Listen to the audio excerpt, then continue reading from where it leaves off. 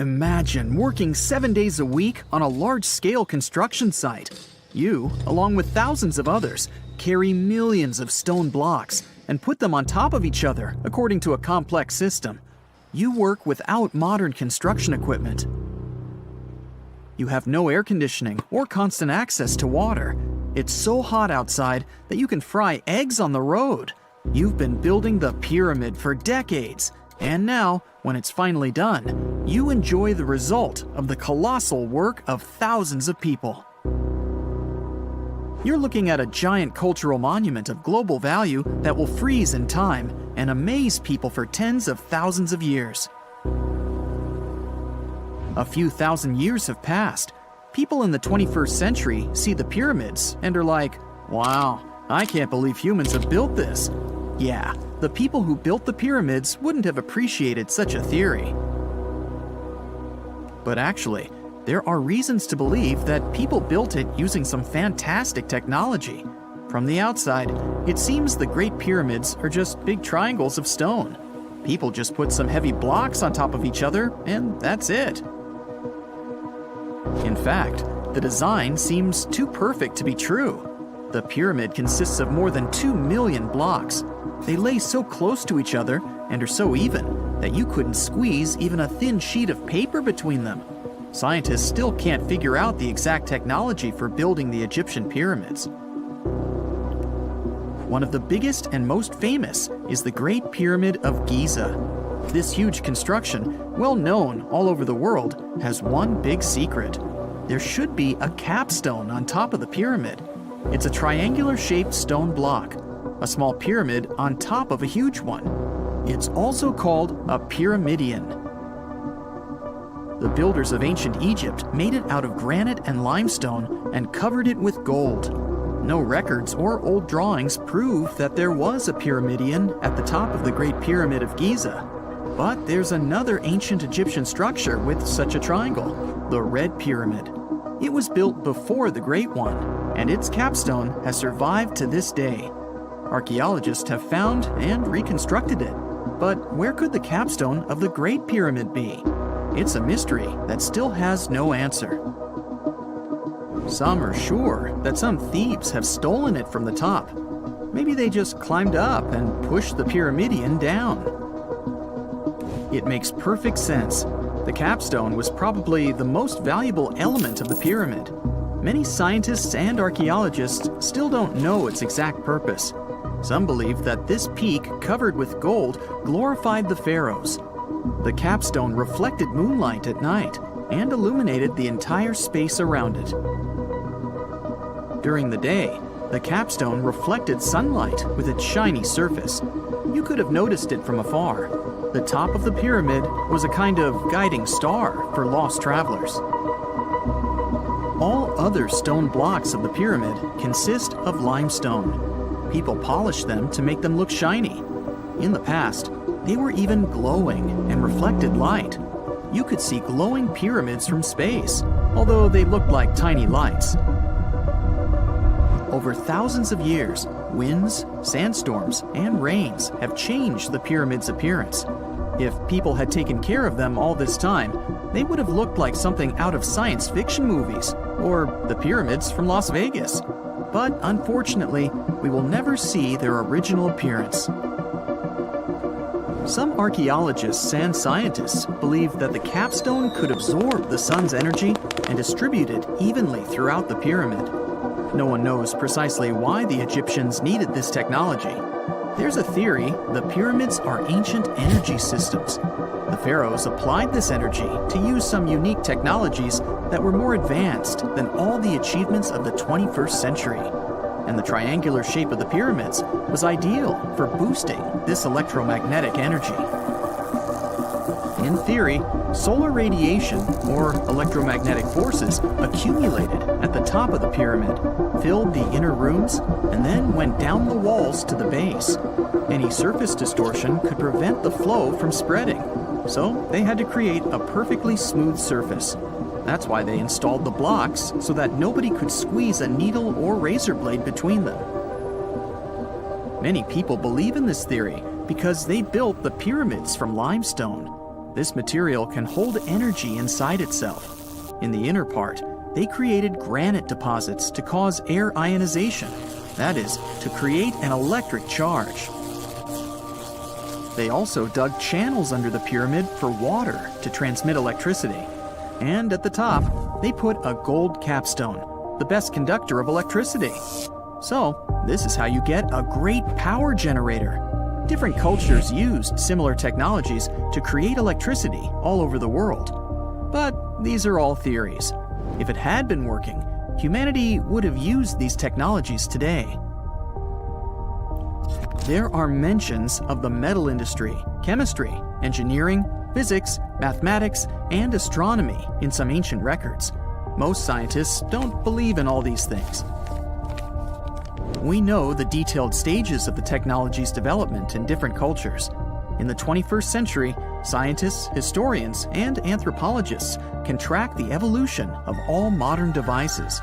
If people had created some technological inventions in ancient times, the history of the world would have looked different. Perhaps all the achievements of antiquity could have been wiped off the face of the earth by global cataclysms. And it can happen to us. Just imagine how people would dig up a laptop in 5,000 years. Perhaps they wouldn't understand what kind of device it is. Another Egyptian wonder surrounded by mystery is the statue of the Sphinx. The Egyptians carved it out of a single massive piece of limestone about 4.5 thousand years ago. But scientists still don't know the exact date of its construction or who built it.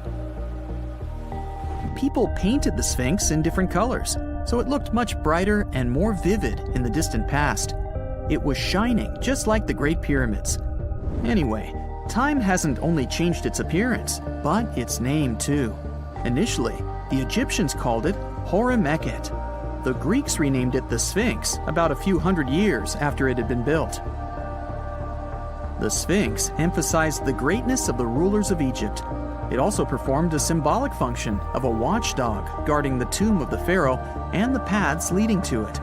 This version sounds realistic, since archaeologists have discovered many secret entrances at the foot of the Sphinx. Perhaps these rooms and intricate tunnels lead to underground halls with treasures. And treasures don't always mean gold and jewelry. According to legends and theories, the Sphinx guards the Hall of Records, the storage of all humankind's knowledge. The information about the ancient mythical state of Atlantis could be there. You can find many detailed maps of the internal dungeons of the Sphinx on the internet. They show structures 12 stories deep under the statue. It looks like a small city filled with gold, scrolls of knowledge, and various ancient artifacts. But don't believe all these maps. These are just theories. Several thousand years have passed, but people have very little information about it. Archaeologists know that there are still many strange and exciting things about the Sphinx that are still undiscovered. Some locals are afraid to research because they believe they can awaken something terrible from the underground depths. Therefore, it's mostly scientists from other countries who conduct the excavations. In 1998, scientists discovered strange tunnels leading to empty rooms under the Sphinx. They realized that some people tried to get there through tunnels in the past, and maybe those people took all the treasures that were there. One of the legends says that some powerful artifact lays beneath the Sphinx.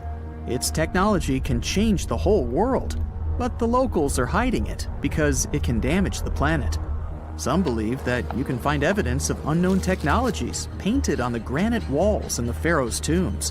But most likely, these paintings and signs tell us the myths and legends of ancient Egypt. But what if Egyptian symbols and drawings are detailed instructions for using ancient technologies? What if the locals that lived at that time thought, people in the future won't be able to get energy themselves. Let's leave some detailed instructions for them. Anyway, there are many riddles and theories. In reality, the search for answers is a dangerous undertaking, since it's not easy to get into the underground halls. Excavations can ruin the structure of the entire Sphinx. Any person inside the tunnels may get lost and never be able to find their way back. Besides, it costs a lot of money. Now, what would be awesome is if people could invent some device that could scan underground areas and show their detailed models.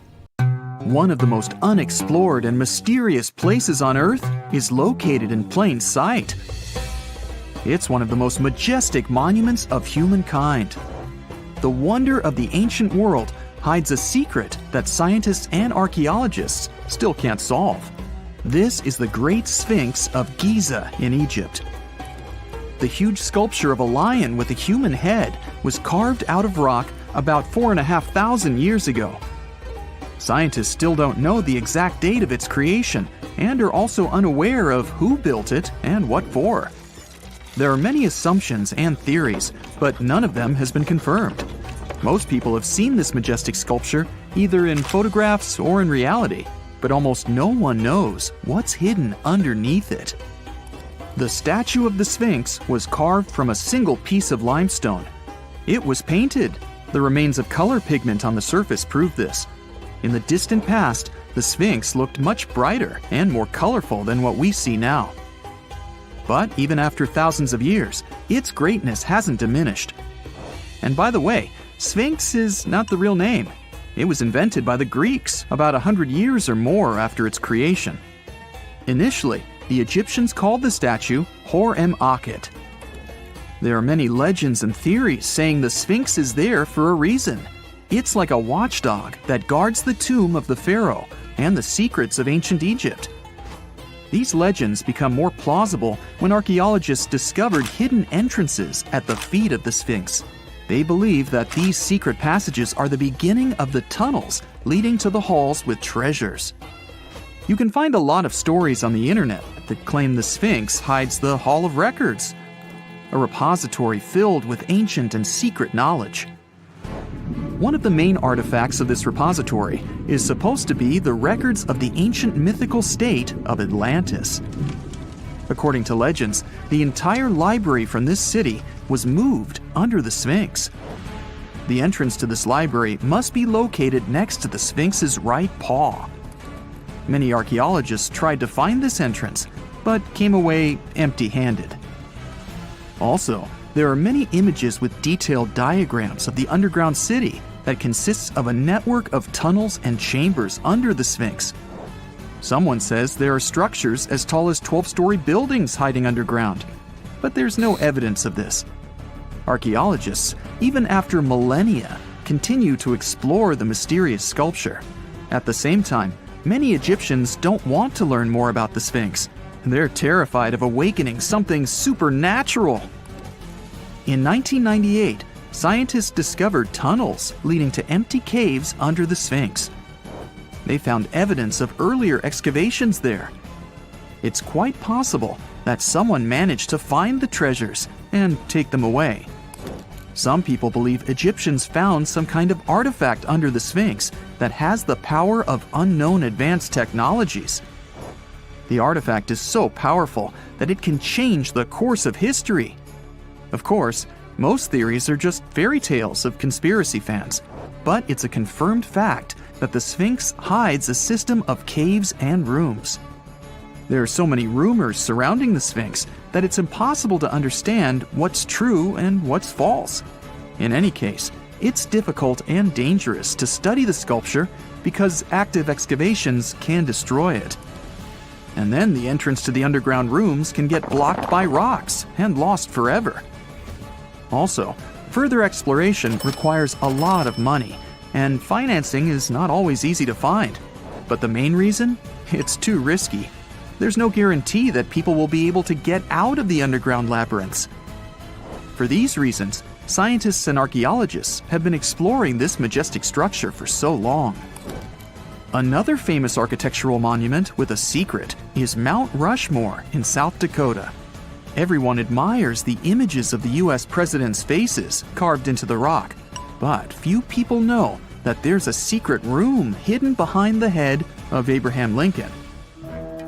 The architect of Mount Rushmore wanted to carve slabs on the rock with the record of the main stages of the country's history.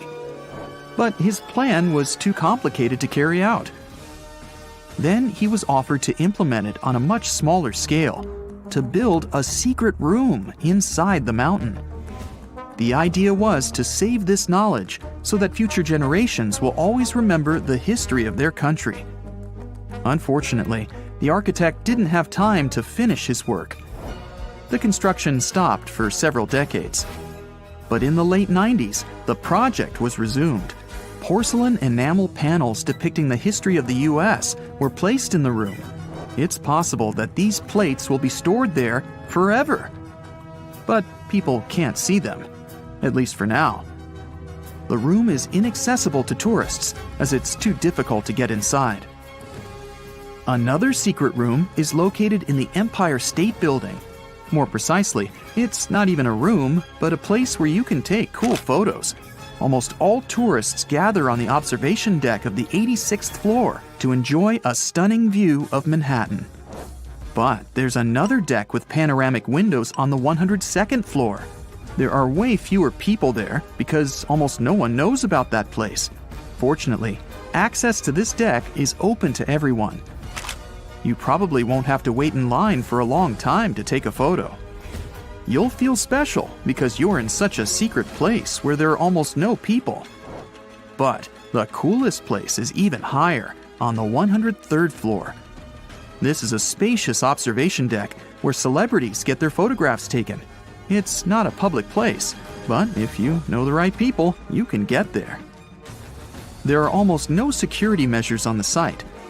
Only a low ledge between you and an abyss.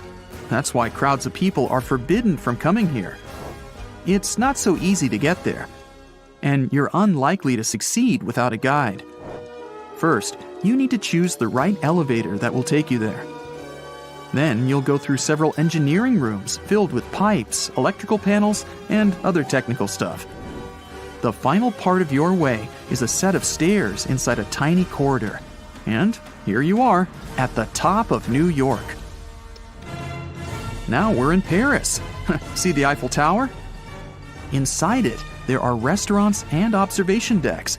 But if you try hard, you can find a secret apartment.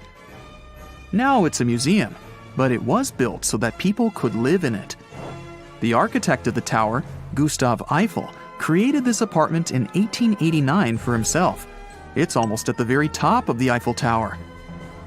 Imagine what a beautiful view he observed every day. He was the first and only tenant. No one else could gain access to this place. When the architect passed away, the apartment remained empty for a long time. Only recently, they restored it and turned it into a museum. Inside, the epoch of the last century is recreated. They even put wax figures of Gustav Eiffel, his daughter, and the American inventor Thomas Edison inside the room. This place is filled with an endless stream of passengers, office workers running late, visitors from other cities, noise, and train whistles. At Grand Central Station in New York, among all these sounds, you can hear the sound of a ball hitting a racket, if you're in the right place. A real tennis court is hidden inside New York Central Station. It belongs to a tennis club that arranges corporate games for employees of many companies. The club was opened in the 60s. Now we're moving to London, Charing Cross Road. It isn't easy to find one secret place here. To do this, you need to look carefully at your feet. Do you see these sewer grates in the asphalt? Inside them, you can notice two signs with the name Little Compton Street. Yeah, there's another street right below you. It disappeared from all maps at the end of the 19th century. Charing Cross Road was built over it. The identification signs that you see are part of old engineering tunnels. There's another interesting place in London. It's located in the southeast corner of Trafalgar Square. At first glance, it looks like a thick lamppost, but there are too many tourists walking around. You come closer and realize that one person can easily fit inside the post. The lamppost belongs not to an electrician, but to a police officer. Yeah, this is the smallest police station in the world. It was built in the 1930s and used as a watch post. officers had to sit there one by one and watch Trafalgar Square. That always attracted a lot of pickpockets and all kinds of other criminals. It's 1898, and you're taking part in excavations in Saqqara. This place, not far away from Cairo, is full of ancient tombs and pyramids. You're in your Indiana Jones mood and hope to find something really phenomenal to become famous. Gold, manuscripts, treasure maps, mummies of famous pharaohs. Wait, a wooden bird? You're really disappointed as it looks like a regular toy. An old one, but still. Little do you know that years later, someone would propose that your bird was actually an ancient monoplane. So the artifact, nicknamed the Saqqara bird, is made of a sycamore tree. The birdie has a wingspan of just 7 inches and weighs around 40 grams. A perfect original souvenir from Egypt, I would say. It's over 2,000 years old and looks pretty plain, without any carvings of feathers or other intricate ornaments. It has a beak and eyes though, which makes our find look like a hawk, the emblem of the deity Horus. Its tail is rather unusual as it's squared, looks weirdly upright, and it seems like the sunken part of it was the place for a now missing piece. Humans love solving a good mystery, so there have been several attempts to explain the use of the birdie. First, quite simply, is that it was a ceremonial object. The second idea is that it was a toy for a child from some well-off family. It could have been some sort of boomerang, which was a popular concept in ancient Egypt. Then there was a theory that the bird had been used as a weather vane. But this one has been debunked as the figure doesn't have any holes or markings, except for the one made at the museum in Cairo to fix the exhibit on a stick. So there was no way to hang it in the past. Almost a century after the bird was found, Egyptologist Dr. Khalil Masiha proposed a new theory that it could have been a model of a monoplane. He believed the bird was missing a horizontal tailplane. Otherwise, it had its wings set at a right angle, similar to that of modern planes. It could have worked to generate the aerodynamic lift necessary for flights. Dr. Masiha also claimed that it was common at that time to place miniature models of technological inventions in tombs. So, did the ancient Egyptians really invent the plane in 200 BCE? That would make the Wright brothers, who are considered the inventors of aviation, really upset. They made one of their first flights only in 1903. There's just one way to know for sure, and that is to test the model. But you know, the ancient museum in Cairo would unlikely let one of their cherished exhibits fly around like a toy. That's why glider designer Martin Gregory built a similar model, this time of balsa wood, and concluded that even with the missing tailplane, the plane wasn't much of a flyer. Case solved? Not really. This didn't sound convincing enough to the History Channel, so they invited an aerodynamics expert to build another replica of the bird. He tested it in weather conditions similar to those in Egypt and was impressed with the little plane's abilities. So, if they did invent the prototype of a plane back in the times of pharaohs, it would be a good example of an oupart. That's an out-of-place artifact, an object that's way ahead of its time in terms of technology or history. And the Saqqara bird isn't the only example of such a revolutionary concept. In 1901, a group of divers retrieved the Antikythera mechanism from an underwater shipwreck near the Greek island of Antikythera.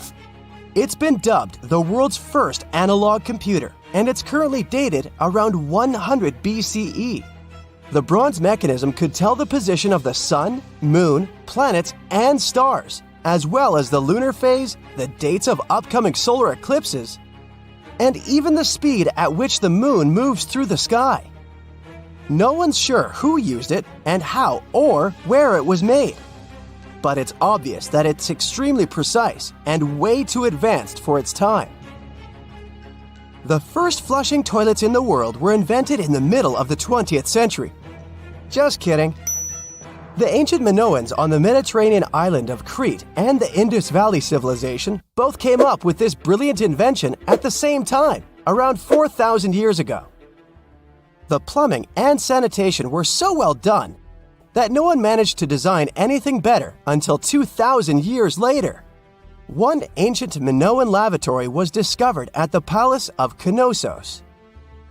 It looks like it had a wooden seat set over a tunnel that directed water from a rooftop reservoir to an underground sewer. Other varieties got water from jugs. Only the super rich people could afford all this glory.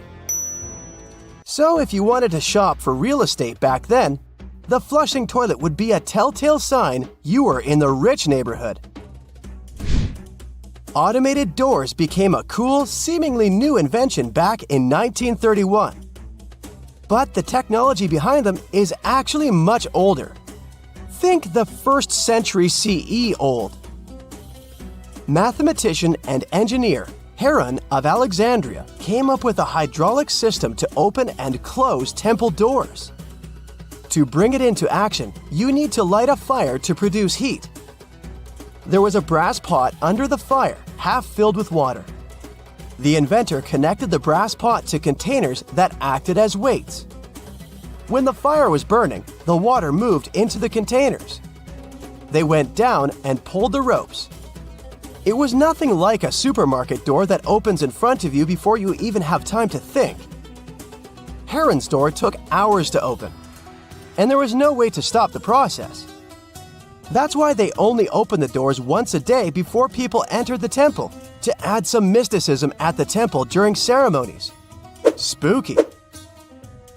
Looks like the first ever battery was invented in Baghdad around 2,000 years ago. A German archaeologist found this oval-shaped clay jar in 1938.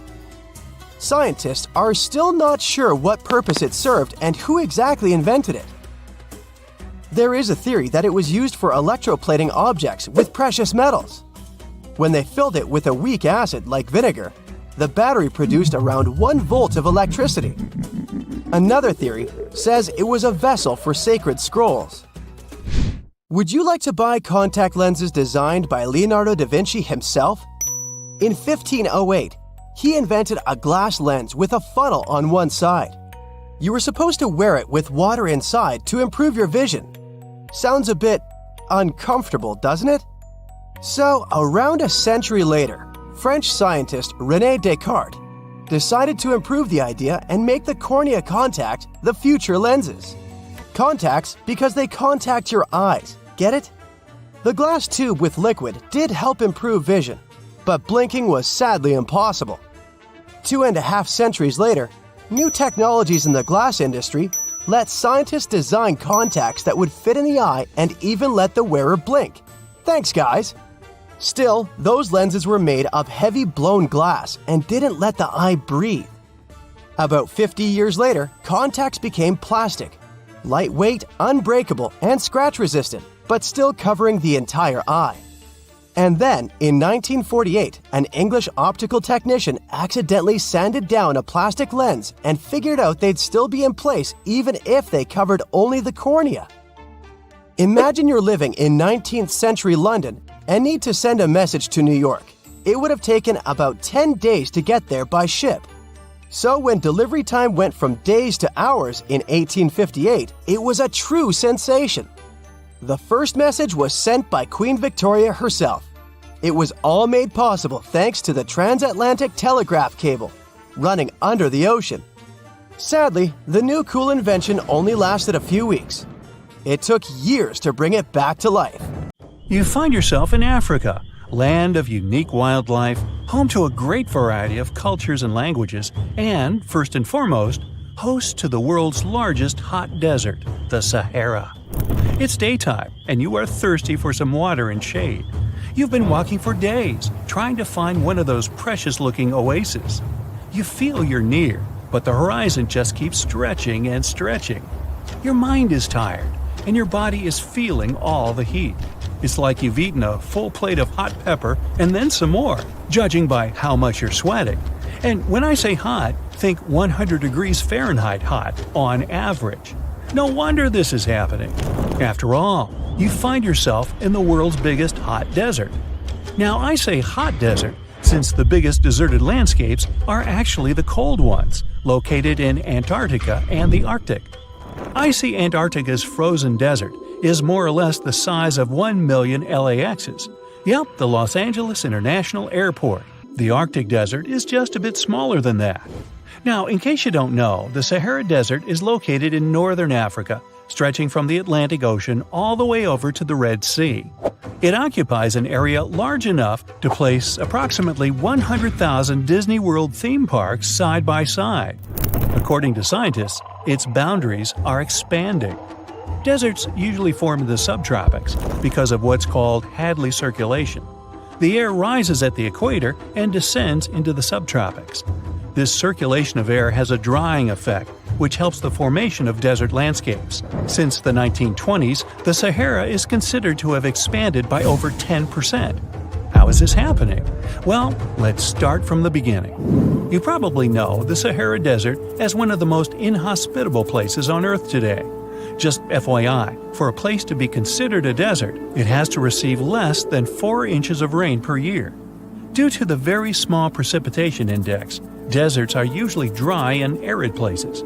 There is little humidity in the air, and daytime temperatures can go as high as 130 degrees Fahrenheit. Usually, there isn't that much animal and plant life because of the lack of water. But in the Sahara's case, it wasn't always like that. It may be difficult to imagine northern Africa without the tons of sand it has today.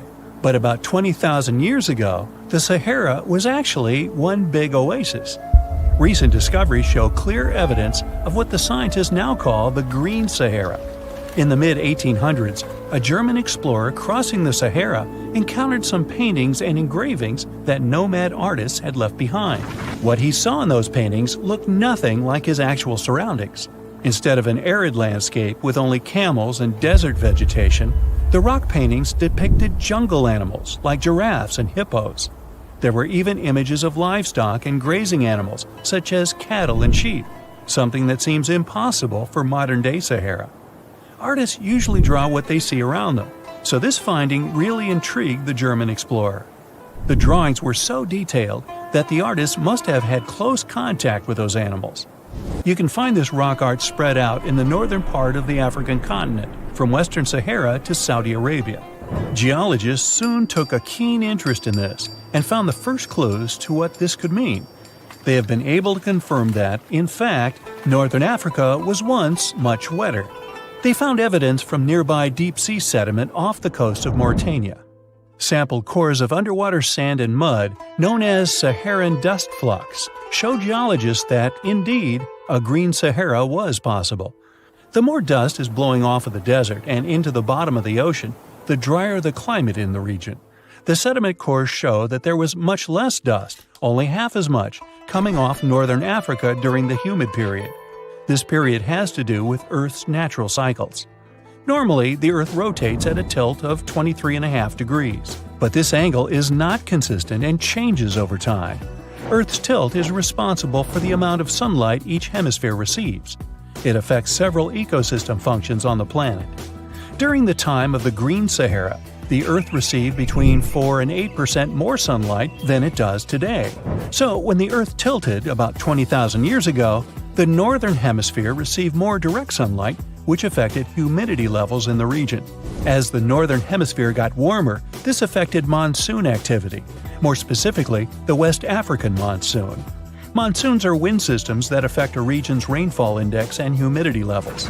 As a part of the globe gets warmer, it allows for more air to rise. It combines with the wind to draw moisture up into the atmosphere. Little by little, northern Africa also became wetter. The increased moisture made the Sahara so wet that there were actual bodies of water in the region. As vegetation grew, the plants held onto moisture better than bare sand could. There is evidence of natural basins throughout the Sahara and lakes so big they would fit all of the U.S.'s Great Lakes inside of them. Archaeologists uncovered evidence of vibrant societies in what are now arid areas. It looks like ancient cultures were able to take full advantage of the African humid period. According to researchers, the human population peaked across the Sahara about 9,000 years ago. There are traces of fireplaces, hunting tools, fish hooks, and even mounds of fish bones. Records show that there have been over 230 green periods over the span of 8 million years. Solar radiation is always changing due to natural orbital cycles. That's why Earth will most certainly see another green Sahara moment. It might be thousands of years from now, but it will happen. The same way the Sahara turns green, it turns yellow again. Let's put it like that. All it takes is a significant axial tilt and a few years of readjusting. However, another phenomenon is calling the attention of scientists now. Recent studies by the National Science Foundation from the University of Maryland show the Sahara has expanded 10% over the past 90 years. This phenomenon is called desertification, which literally means fertile land turning into desert land. The Sahara Desert is now advancing into the semi-arid region of Sahel. In 1950, this region was home to 31 million people. Today, its population is over 100 million people. This rapid population growth has largely contributed to the Sahara's expansion. Farmers that were once nomads began settling down. Land usage grew more intense, aiding in weakening the soil. The demand for food has caused an overcropping of the land, so even more of it is turning into the desert now. The study also shows that natural climate cycles can affect rainfall in the Sahara and the Sahel. Scientists affirm that all deserts fluctuate, not only the Sahara. A desert's boundary may expand in the dry winter and contract during the wetter summer. South of the Sahara lies the Chad Basin. It is a natural body of water that now serves as an indicator of the Sahara's expansion. The Chad Basin is located in the region where the Sahara is advancing southward. An atmospheric and ocean expert from the University of Maryland explains that rainfall has reduced greatly in the entire region. Due to reduced rainfalls, there is less water across the entire basin, and even Chad Lake is drying out. Just like the Sahara, the Atacama Desert in Chile, deemed the world's driest, is also expanding. It is located north of the city of Santiago, and its southern border is expanding toward the Chilean capital. Because the climate is getting drier and drier here, the city of Santiago risks turning into an arid or semi-arid region itself. The once fertile valleys of local rivers that lived on agriculture and livestock for many generations are losing their revenues as Chilean land is turning into a desert. Since 2010, Santiago has received only a third of its annual rainfall. Outside of the city, farmers are digging holes in search of blue gold, or simply put, water. The situation here is very similar to that of Sahel. So tell me this, were you as surprised as I was to find out what has been happening in the Sahara region? Feel free to share in the comments below.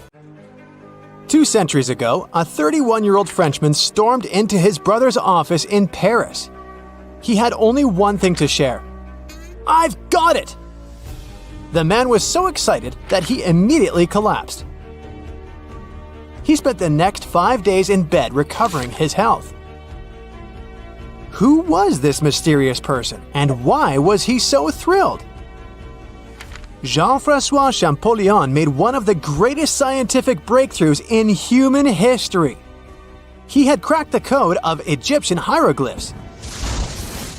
This enabled scientists to finally unravel the secrets of this ancient civilization. They weren't able to read hieroglyphs for nearly 2,000 years. After the Romans took over Egypt, the intricate writing system slowly faded away from people's minds.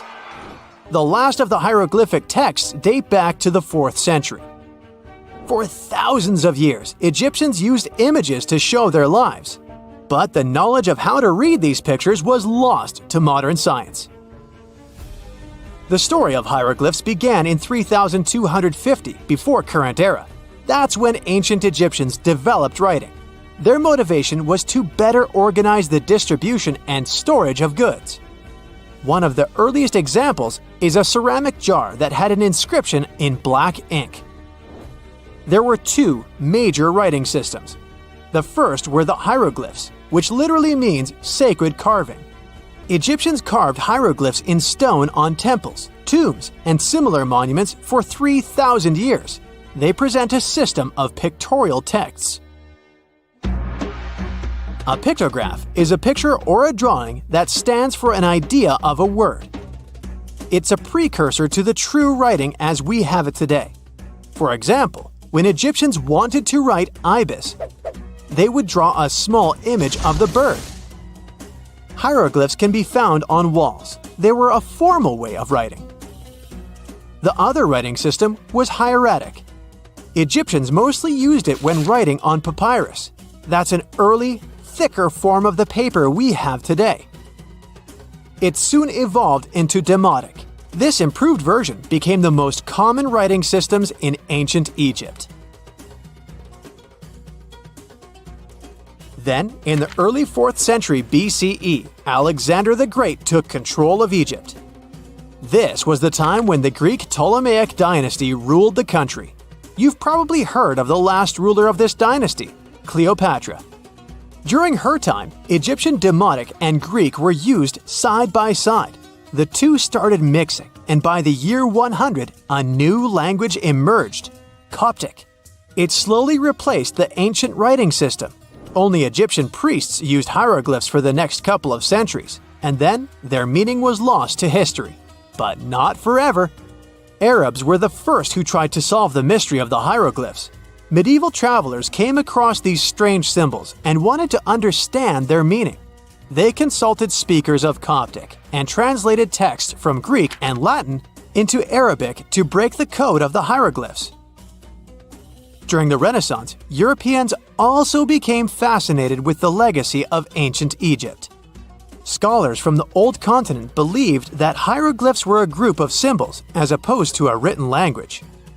This was all about to change in 1799. A year earlier, Napoleon, the famous French ruler, arrived in Egypt. His subordinates constructed a fort that dated back to the 15th century. Rashid, or Rosetta, was a port town in the northeast of Egypt, near Alexandria. One section of the old fortification wall contained an interesting slab inside. The stone tablet was made of a granite-like rock. It was just 40 inches high and 30 inches wide. It contained 3 distinctive sections of text carved into it.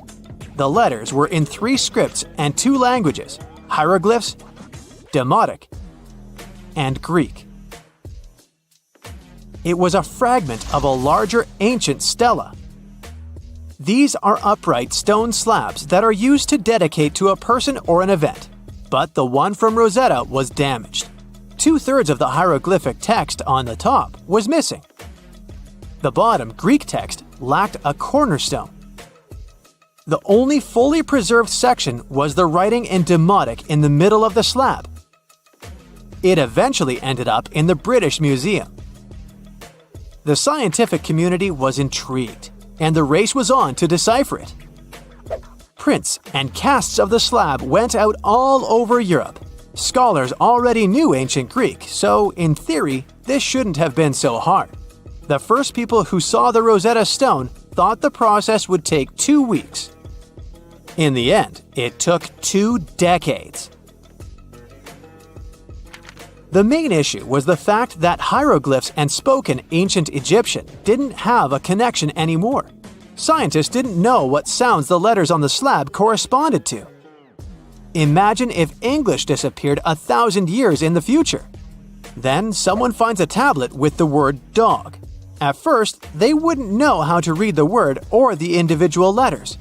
Even if they figured out how to pronounce the word, they wouldn't know its meaning. This is what linguists were dealing with in the case of the Rosetta Stone. The careful study of the artifact produced another find. The texts weren't direct translations of each other. They both described the same event, but in different words. It was like you saw a movie with 2 friends, and then all 3 of you wrote different reviews about it. The original text was probably in Greek, but the translators added extra words to make it sound more Egyptian. An English physician and physicist, Thomas Young, made the first great breakthrough. He knew that the name Ptolemy appeared several times in the text based on the Greek translation. This wasn't an Egyptian name, so it was impossible to represent it with a single image. The only way to spell out this Greek name was to use symbols that sound like it when produced. This is called transliteration, and we have it today as well. This is how foreign-sounding words are written down in Chinese or some Slavic languages. Young focused on sets of hieroglyphs in oval frames. These are called cartouches. He experimented a bit but finally discovered that one of them read, Ptolemy the Great. The individual hieroglyphs that made up this name corresponded to sounds needed to produce it. This is where our mysterious man from the beginning of the video enters the picture. Champollion picked up where Young left off. He knew Coptic, so the Frenchman was able to determine what many other hieroglyphs sounded like. The eureka moment was close. It came while he was studying a cartouche from a site dedicated to Ramses II. It had 4 symbols. The last 2 were the same. He determined this was the sound S. The first symbol was the sun. This is Ra or Re in Coptic. So the cartouche read Ra something SS. Can you already guess the name? Of course, it's Ramses. This breakthrough finally cracked the code. Ancient Egyptian wasn't a mishmash of cool-looking images. It was a phonetic language that Jean-François Champollion discovered in September of 1822. The stone slab is today known as the Decree of Memphis. The Egyptian Council issued it in this city in the year 196 before current era. In it, they expressed their loyalty to the pharaoh. They erected identical stelae and temples all across Egypt. The Rosetta Stone was just one copy of them, but its content is less important than the fact that Champollion's translation gave these ancient peoples their voice again. During the 1800s, European scholars didn't think that the Egyptian civilization was much older than classical Greek or Roman. Now that scientists could read hieroglyphs, a whole new chapter of human history opened. One of the most famous finds in the history of archaeology happened in 1922. That's when the British archaeologist Howard Carter discovered the tomb of Pharaoh Tutankhamun in Egypt's Valley of the Kings. The whole world admired King Tut's golden mask. But without Champollion's pioneering work, it would be impossible to know who its owner was. The young pharaoh's cartouche is phonetic. For instance, you pronounce the pictograph of a chick as the vowel U. The symbol for the key of life is an ankh, and there is a shepherd's crook in the end. It symbolizes the word ruler. You find yourself at a food fair in Iceland when you see it for the first time. Volcano bread. You eat a slice and oddly enough, it actually tastes good. Unsure of how this works, you check out the baking process. Is this kitchen really strange looking, or is it just me? The baking spot is in nature, specifically in a hot springs field. You better watch your steps so you don't get burned by the hot vapor jolting from the ground. Now, a local baker shares their traditional rye bread recipe with you. Rye flour, check. Yeast, check. You mix it all together and pour it into a metal pot. Next on the list is digging the hole where you'll place the pot to bake. You dig for about 16 inches until you can see the water bubbling from the ground. If you want to do it like a local, you'll use your finger to check the water temperature. Yikes, that's hot. Actually, the ground is heated by lava. Iceland is one of the most volcanic regions in the world, with over 30 active volcanoes at any one time. After you bury the bread in volcanic soil, you leave it there and wait 24 hours until it's ready. The next day, the bread is fully baked and super tasty. And the best part is, you just participated in an ancient Icelandic tradition. People have been doing this since at least the 1800s. Imagine it's your first day of work in a museum, and your assigned task is to clean the mask of Tutankhamun. You grab your cleaning utensils and then, oh no, this can't be happening. You just broke Tutankhamun's beard. I never wish this to happen to anyone, but this is actually a true story. Back in 2014, an employee at the Egyptian Museum knocked off the beard of Tutankhamun's mask and glued it back on, hoping no one would notice. This mask was discovered in 1922 and is considered one of the 10 symbols of our human civilization. Oh, and the best part of this story? It took historians until 2016 to discover the poor glue job. So, if you visited the museum between 2004 and 2016, maybe you saw the glued beard. If I say Sahara, what comes to mind? An infinite desert landscape, right? Well, according to scientists, the Sahara isn't always a desert. From time to time, it becomes green. But you probably won't be seeing this in your lifetime. Every 10,000 years, the Sahara lives through a humid period, where the sand gives way to lush green vegetation and sparkling lakes. This happens due to a tilt in the Earth's axis, which affects different weather patterns around the globe. Can you imagine the Sphinx surrounded by rainforest? It's mind-blowing. And speaking of the Sahara, say you traveled back to 1800 BCE. If you timed it right, you might get to see the construction of the so-called Black Pyramid in the city of Dashur. These are not the famous Giza pyramids, but they serve the similar purpose of being a final resting place. In 1892, archaeologists excavating the area found an important part of the Black Pyramid that was lost for centuries. The benben, also called a pyramidion, was the tip of ancient Egyptian pyramids. A benben consists of a solid block, usually made of limestone. Most of them were covered with gold and reflected the first rays of light from the sun every day. Can anyone get me a time machine, please? Remember when you ate something really spicy, your cheeks turned red? Apparently, that can happen to birds too. For example, canaries can change colors after eating peppers. These birds have a special pigment that allows them to switch shades depending on their diet. So, if a yellow canary eats red peppers, it can turn orange or red. Can rocks move on the ground on their own? Well, you might be under that impression if you visit Racetrack Playa in California. The site is a dry lake bed and home to one of the world's strangest phenomena, the so-called sailing stones. Think 100-pound rocks moving around alone, leaving behind trails as long as 1,500 feet.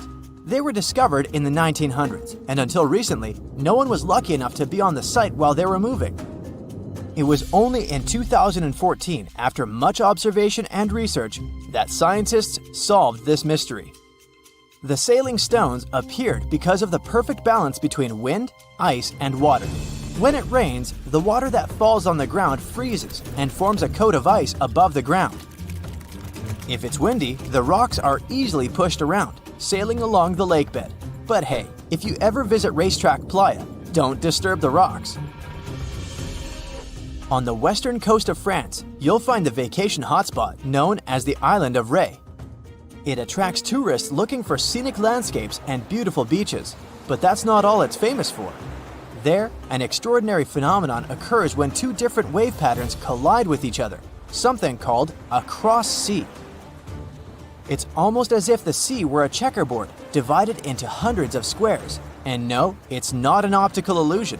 A cross sea only happens in places where different quality waters meet. For a tourist to see the cross sea in Ré, this probably means that there was a storm in a different sea nearby. This stormy water travels with the help of currents and meets the water of Ré, creating these oddly shaped riptides. Oh, and apart from this island and Israel, there's nowhere else in the world where you could see such a thing. The following sight will either give you goosebumps or make you marvel at its weirdness. I'd say it depends on the time of day you visit. Next to the small town of Gryfina in Poland, you'll find a very unusual sight, a pine tree forest where each tree is bent at its base. If you visit during the daytime, I guess you'll be fascinated by these trees' sharp 90-degree curves. You can even use their trunks as a stool if you decide to have a picnic, for example. But visiting the site at night will most likely give you chills. A thin layer of fog hovers around, making the forest seem quite unwelcoming. Scientists still can't explain why the trees are the way they are. So, are you a daytime or nighttime visitor? You went for a hike and suddenly encountered a big cloud of fog. This may ruin your photo ops, but there's one thing you can hope for. Foggy days are the perfect conditions for a phenomenon called fog bow, otherwise known as a white rainbow. This happens because of numerous tiny water droplets that cause fog, smaller than 0.002 inches. So, instead of the multicolored bow, you get a transparent one, with red outer edges and a bluish inner edge. Now, say you're roaming in a little town in Europe, appreciating the century-old buildings and good summer weather. You feel hungry and decide to type into your Google Maps the name of that restaurant your friend recommended. It's only 10 minutes away by foot. You follow the blue dot on your GPS and arrive at your destination, quick and easy. We all love this free piece of technology, don't we? But what if I told you that the US spends over $2 million daily to maintain the satellites to make it work? Yep, that's the price. And to implement it, they spent over $12 billion US. Have you ever heard of something called a natural snowball? This could be proof that nature is really perfect. In 2016, the beaches of the Gulf of Ob in northwest Siberia were filled with rows of giant snowballs. Think balls measuring up to 3 feet across. This rare yet beautiful natural phenomenon happens when small pieces of ice are rolled by strong winds and water. The further they roll, the more ice they gather, and the more that ice is polished. They end up as giant, perfectly shaped snowballs. They look pretty amazing on their own, but it's quite a sight when hundreds of them are together. Oh wow, there's a hole in the bottom of the ocean! It seems that the ocean has a leak, but it's not like a leak you would expect, where water is flowing out. It's more like a spring since water is flowing in, not out. This unique leak is something we know as Pythia's oasis. A grad student was the one who accidentally discovered it. He noticed bubbles that were rising to the surface. Normally, bubbles in the ocean tell us there might be some hydrothermal vents, which are hotspots for some pretty cool things.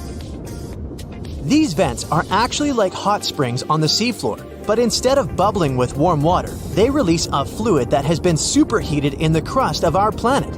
When seawater seeps into these cracks and travels deep into the crust, it comes into contact with the extremely hot mantle.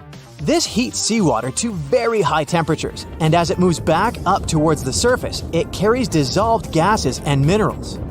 When the hot fluid shoots out of the vents, it mixes with the surrounding seawater and quickly cools down. Just a short distance away from the vent, the temperature can drop to a comfortable 68 degrees Fahrenheit or so, which is, as it seems, exactly what some creatures like. And there are some real weirdos living down there in the darkness, like ghostly fish, giant red-tipped tube worms, and a unique type of shrimp with eyes on their back. And some of them, like tube worms and bacteria, rely on the chemicals and minerals released by the vents to survive in harsh conditions. But in this case, the bubbling water didn't come from a hydrothermal vent. It was there because of a spring, and that's a bit more concerning. You see, the water in this reservoir needs to stay where it is. If too much of it seeps out, there could be some serious consequences, especially for the surrounding area. You can see this unusual leak along the Cascadia subduction zone, which is a massive fault line off the Pacific Northwest coast. It's a place where two pretty big plates that make up Earth's crust come together and slide along each other. The water from Pythia's oasis kinda acts as a lubricant between these plates. You can think of the fault zone as an air hockey table. When the fluid pressure is high, it's like you've turned the air on. That means the friction between the plates is reduced, which allows the plates to move. But if the fluid pressure is lower, the two plates can lock together, which then leads to the buildup of stress. Not that they'll feel bad. In the context of tectonic plates, stress is some pressure or force that can cause deformation. And if this stress starts to build up, at some point, it's gotta go somewhere. When it's too much, it can trigger earthquakes and most likely, not small ones. For example, a release of stress in the Cascadia subduction zone could lead to a magnitude 9 earthquake. For comparison, the biggest earthquake we've ever recorded happened in Chile in 1960, and it had a magnitude of 9.5. The damage was enormous. So we hope the water will stay in its reservoir and keep maintaining the delicate balance between the tectonic plates. We've explored only 5% of the ocean. Who knows how many cool things are there at the bottom, waiting to be found? For example, check out these mysterious holes scientists have stumbled upon in the depths of the Atlantic Ocean, near the Azores. They're neatly aligned and are about 4 inches apart, or in some cases, even several feet. They resemble punctures left by a sewing machine. Some think these holes could have a biological origin. For instance, some fish may have made them while walking along the seafloor. Others believe we could be looking at something that's human-made, maybe left by a spiked tire. Of course, such holes are perfect for making up stories about creatures from other planets who allegedly made them. Or maybe even legendary monsters, like that one from Loch Ness. It's definitely hard to explain such symmetry of the holes, but one deep-sea biologist offered a pretty good explanation. He said there could be an animal burrowing beneath the sediment, and from time to time, it could make little chimneys just to get access to clean water circulation in its small burrow. I mean, there are sediment piles around the opening of each hole, and they do support the idea that something pushed the soil from below. But there's still no proof these holes are actually connected beneath the surface. And there are also a lot of things hidden at the bottom of the oceans and seas that ancient civilizations left us. For instance, archaeologists made a really cool discovery off the southern coast of Croatia, a road hidden under layers of sea mud that's 7,000 years old. They found the ancient road at the sunken Neolithic site of Solin. The site of Solin was a human-made island in ancient times, and an archaeologist discovered it 2 years ago. He was studying satellite images of the area around Korčula, one of the beautiful Croatian islands. When he realized there could be something interesting at the bottom of the sea, he dove into the water with his colleague. And under the surface of the Adriatic Sea, which is part of the Mediterranean Sea, at a depth of 13 to 16 feet, they found stone walls that were most likely part of some ancient settlement. The landmass where people built the settlement was separated from the main island by a narrow stretch of land. Luckily, this area is protected from big waves by the surrounding islands, so the site remained relatively well preserved. It's now hidden beneath the surface of the sea and covered in mud. But it's so exciting to imagine how people walked on that road nearly 7,000 years ago, visiting nearby settlements. If you want to see the weirdest creatures, you can always head to the bottom of the sea. Actually, scientists have determined there could be more than 30 potentially new species at the bottom of the Pacific Ocean. They've collected them using their remote-controlled vehicle. That's a big step because until recently, they could only study such creatures through photographs. I'm talking about segmented worms, different types of coral, some invertebrates similar to centipedes, and many others. But there are also many old freaky creatures that we already know about that look like they came from sci-fi movies. Red octopus, blobfish. Okay, this one kinda looks normal until you raise it to the surface. The goblin shark, Sloane's viperfish, zombie worms. Ugh. Yeah, I hear ya. Let's move on. The seafloor hides things from space too. There are traces of rare forms of plutonium and iron at the bottom of the Pacific Ocean. And what's awesome is that all this has come from space. These radioactive materials probably formed during some kind of cataclysmic event in space and eventually made their way out to our beautiful home planet. And this extraterrestrial debris most likely appeared on Earth within the past 10 million years. After it fell to the Pacific Ocean and settled at a depth of almost a mile, it became part of all those layers of rock down there. Plutonium is especially exciting for scientists. I mean, only tiny amounts of it have been found. Hundreds of atoms maybe. But it's still remarkable because these atoms are created by exploding stars. Things like this can help us better understand how the universe produces elements heavier than iron, like plutonium, gold, uranium, and platinum. We're still not sure about the origins of these elements. For a long time, scientists believed that supernovae, which is when a star comes to its end in a fabulous explosion, were responsible for creating these heavy elements. But it seems it's not just that. Some other cosmic events, such as the collision of neutron stars, which are super dense collapsed stars, or some rare types of supernovae could also be involved. Whoa, let me get my popcorn. You plan to spend your summer vacation in Africa. The final destination is the Sahara Desert. It's located in northern Africa, stretching from the Atlantic Ocean to the Red Sea. You're excited to ride camels and learn about the region's rich cultures. You hop on an extensively long flight, and finally, you are here. You find yourself in the world's biggest hot desert. Can you believe it's 3 million square miles? You're ready for your first adventure after drinking liters of ice-cold water. The guide gives you a choice. You can spend 2 weeks visiting a collection of oases, or you can help them solve an ongoing local mystery. Deep into the desert, near this Algerian town, lies a mystery begging to be solved. A collection of huge, spotted circles in the sand. There are dozens of them, stretching for miles in a straight line. The circles were first identified via Google Earth images several years ago. People have debated them for years, but no one seems to know the answer. The strange thing is that they are so many miles away from any towns, roads, or human activity. The quickest way to discover the truth behind the circles is asking questions. You grab your notebook and set out to talk to locals. Everyone is helpful in this scenario: geographers, anthropologists, elders, and historians. The first person you talk to is a map expert. You need to understand if those circles were authentic or a satellite glitch. You end up interviewing the people who take Google Earth satellite pictures. The circles are really there. They appear in multiple pictures from many years. Then, let's understand why they are there in the first place. After 2 days of interviews, you have your first lead. The circles could be the result of oil activity. Experts explained why this would make sense. Algeria is a rich area for natural resources, so this would be a sensible guess. Usually, to find out if there is anything worth extracting, companies would undertake seismic surveys. Seismic surveys are a way of analyzing the Earth's surface by sending shock waves into the ground. Depending on how these waves bounce back, you'll know what is located there. A special vehicle could have marked the soil that way. So, did we unravel the mystery?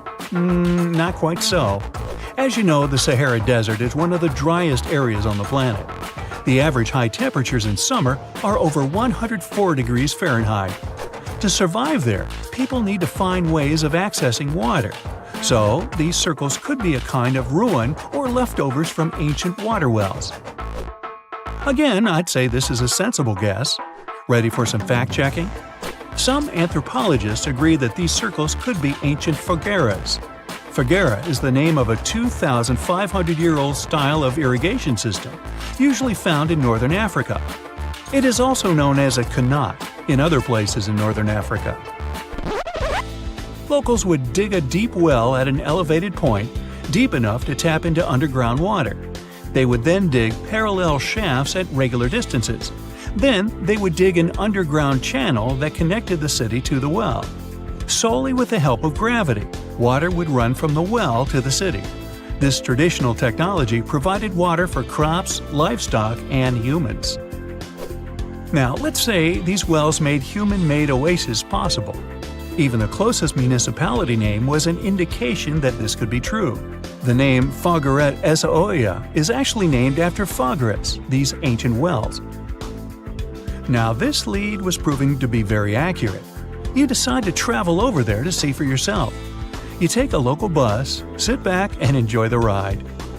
The landscape in northern Algeria is filled with ancient-looking towns. You even see ruins of wells along the way, on the outskirts of smaller cities. Opening Google satellite images, you can see the qanat's markings on the ground, a series of holes running down several miles. But as soon as you arrive, you find out you were wrong. Dale Lightfoot, one of the world's leading experts on qanats, said that the circles were definitely not qanats. Even the satellite images confirm this difference. Uh-oh, we were so close. Apparently, qanats or phagharas would not run down a straight line. They wouldn't be shaped like circles. Another clue that this wasn't the case was that there were no towns at the end. The circles were really far away from any human activity, and qanats were explicitly built to provide water for human settlements. Well, it sure was a good try. You almost gave up on this mystery when you decided to take one more field trip. It was days of preparation, pick up cars, food, equipment, all so that the mystery of the Sahara circles could be unraveled. On the first day, you drove over 99 miles into the desert. You were always curious to see what this part of the world looked like. Over there, you see nothing but mustard yellow dunes. The night sky is pretty decent though. You can see the entire Milky Way with your own eyes. You set up camp and sleep under a canopy of stars. The next day, tension grows. There's no cell reception. Oh dear. But thankfully, you added the coordinates of the circles to your Google map. And surprise, the offline mode works out there. You follow the coordinates, but it leads you astray. You start to get nervous, thinking this was all in vain. But you and the team get into the car and drive a few more miles past the coordinates on your phone. After a very bumpy ride, you can't believe your eyes.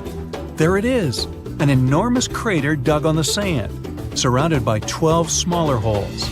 From up high, it looks like a clock, without the pointers, of course. On the ground, they're very faint, so faint you almost miss them. Searching the area, you notice all the holes had something similar, metal wires, thin wires that you can pull from the ground. They're buried deep, so you start digging. An object starts to reveal itself. Uh-oh, it looks like old dynamite. This certainly surprises you. Better stop digging to avoid any accidents. At the end of the survey, you feel satisfied, but still curious. What could all this dynamite mean? And who put it there? What comes next is the turning point of your adventure. Walking back to the car, you see something shining on the ground. You approach the item with curiosity. It's round and rusty and looks like a sardine can? What's that doing here? Could this give you more clues about the circle's mystery? Just in case, you pick it up and put it in the car. Back in the city, the puzzle pieces start to reveal the story behind the Sahara circles. You bring photos and the sardine can and show them to local experts. They analyze your material and give you an intriguing verdict. As it turns out, guess number 1 was the closest one to the truth. So, what happened to the first guess? Why do we need to keep digging deeper? Well, because it was only half right. The Sahara circles are not a historical footprint of seismic surveying. Back when the circles were made, this technology didn't even exist. But they sure are related to oil exploration. The dynamite-filled holes were an old method for oil searching. The circles are the leftovers of surveyors looking for resources underground. And the sardine cans? Well, they were left by the workers who held explosion works. You gotta eat, right? According to the model of the can, this happened more or less around the 1950s and 1960s. So these circles aren't even that ancient. More like modern ones, if you ask me. Well. Hope you are glad you tagged along and helped unravel this mystery. See you in the next mystery-solving adventure. We've all heard of the Sahara. Sure you have. It's the largest hot desert on the planet.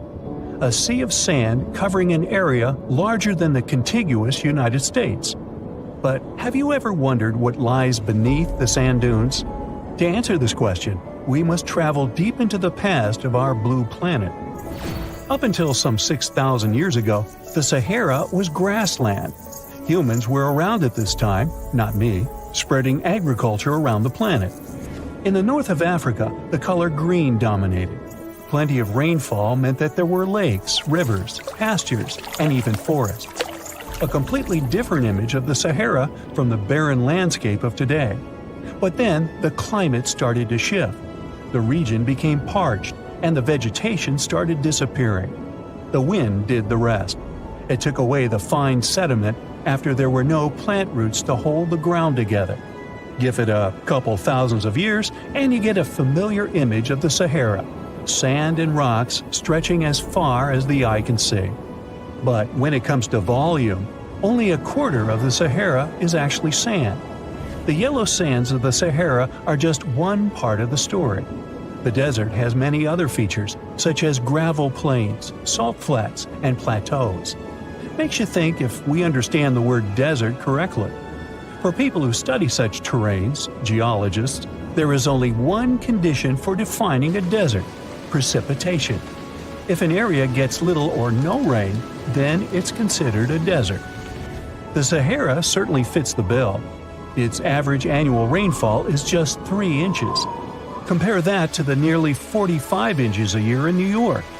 When we look at precipitation, this sandy desert is only the 3rd largest in the world. Number 1 and 2 are Antarctica and the Arctic. They are larger than the Sahara by millions of square miles. It sounds odd, but there is more than one type of desert. The first 2 are polar deserts, while the Sahara is a subtropical desert. But the difference in air temperature are staggering. In Antarctica's interior, temperatures plummet to minus 76 degrees Fahrenheit. Compare that to the highest temperature on record in the Sahara of 136 degrees Fahrenheit. But this desert has a cool side. At night, the temperature is roughly the same as the average yearly temperature in Denmark. This hot and cold roller coaster makes it hard to choose the right outfit when venturing into the Sahara. And what about the sand? How deep is it actually? The depth varies between 70 and 140 feet. That's not too deep. If you put the Statue of Liberty in a tall dune, half of it would still stick out of the sand. Its vast amounts in the Sahara were created by aeolian processes. That's Greek for wind. Over time, it blows and shapes the surface of the earth. In dry areas with sparse vegetation, winds erode the ground much faster. That's what happened in North Africa. Under all that sand is the bedrock and cracked clay. If you started digging, you would find the same everywhere on the planet, with one important difference. There is some type of soil covering the bedrock. This is not the case in the Sahara. Because of the arid climate and a lack of vegetation, sand covers the ground below. Over the course of thousands of years, a lot of interesting finds ended up in the desert sand. For example, there are petrified tree trunks. These are essentially preserved prehistoric trees. They date back to the time when the region was lush green. In some places, the trees of this fossilized forest are at least 65 feet tall. The wood is so well preserved that you can still see the texture and knots. There are even fossilized pine cones. In 1992, scientists found glass fragments in eastern Sahara. These canary yellow glass shards were scattered across hundreds of miles. They didn't belong to an ancient civilization, although ancient Egyptians used them to make jewelry. In fact, the breastplate of King Tut had a beautiful scarab beetle centerpiece made from this desert glass. For a long time, scientists were puzzled about the true origins of these fragments. They finally concluded that the glass was around 29 million years old. It is an impact tape. If that sounds like it has something to do with the word impact, you are correct. These rocks are formed when a meteorite hits the surface of the Earth. This generates a lot of heat. Scientists estimate that the temperature needed to melt this mineral was close to 3,000 degrees Fahrenheit. Apart from the regular fine-grained sand, we also have melted sand in the Sahara. But the desert conceals other unlikely artifacts. Shark teeth are a common find in Morocco, which sits in the western part of the Sahara. What are the fossilized teeth of these marine predators doing in the middle of the desert? This part of the world looked entirely different millions of years ago. There was a sea cutting right through what is now a desert. The Trans-Saharan Seaway ran the length of present-day Algeria and Mali. It was around 165 feet deep. That was enough for all sorts of aquatic animals to inhabit it. Large catfish, sea snakes, and of course sharks lived in the area. British archaeologists even unearthed a turtle shell in Mali in the 1980s. For centuries, there was even an entire city hidden under the desert. Timgad was a Roman outpost constructed by the Emperor Trajan around the year 100 in the current era. For various reasons, its residents abandoned it around the year 700. The sands of the Sahara soon engulfed the city. It had remained hidden for nearly 1,000 years. Then, in the 1700s, a Scottish explorer started digging out the city. His team first uncovered a sandstone triumphal arch 40 feet high, similar to the ones we can see in Rome and Paris today. An amphitheater soon popped out of the sand, and it was followed by well-preserved statues of Roman emperors. The Scotsman's find was so impressive that no one believed him at first. It took 2 more centuries for archaeologists to fully excavate the city during the 1950s. The site covers a surface as large as 10 polo fields. The ruins reveal the full mastery of Roman city planning. All the streets meet at a right angle in what is known as an orthogonal grid. You can find the same layout in modern cities such as New York. Historians estimate that during its heyday, 10,000 people called Timgad home. Different nationalities lived here, from Romans to people of African descent. Today, more than 2.5 million people live in and around the Sahara. They are spread across 11 countries in total, and their living space is growing. The desert is 10% larger than it was just a century ago. This process doesn't involve sand pouring out of the Sahara. The ecosystems on the edges of the desert simply change over time. The wind blows the soil away and vegetation dwindles. The perfect conditions for the formation of a desert landscape. These changes are happening in the Sahel, a region south of the Sahara Desert. That's why the African countries have recently come together for a project called the Great Green Wall. The primary goal is to stop the desertification of the Sahel and hold back the sands of the Sahara. Their plan is ambitious and involves planting a wall of trees from the west to the east of the African continent. The proposed forest is not only going to be long, but wide as well. The Sahara and the Sahel share a historic bond. Since antiquity, camel caravans have been making the journey from Africa's Mediterranean coast in the north to the savannas in the south. The golden age of this trade kicked off in the 9th century. The perilous journey took several months to complete.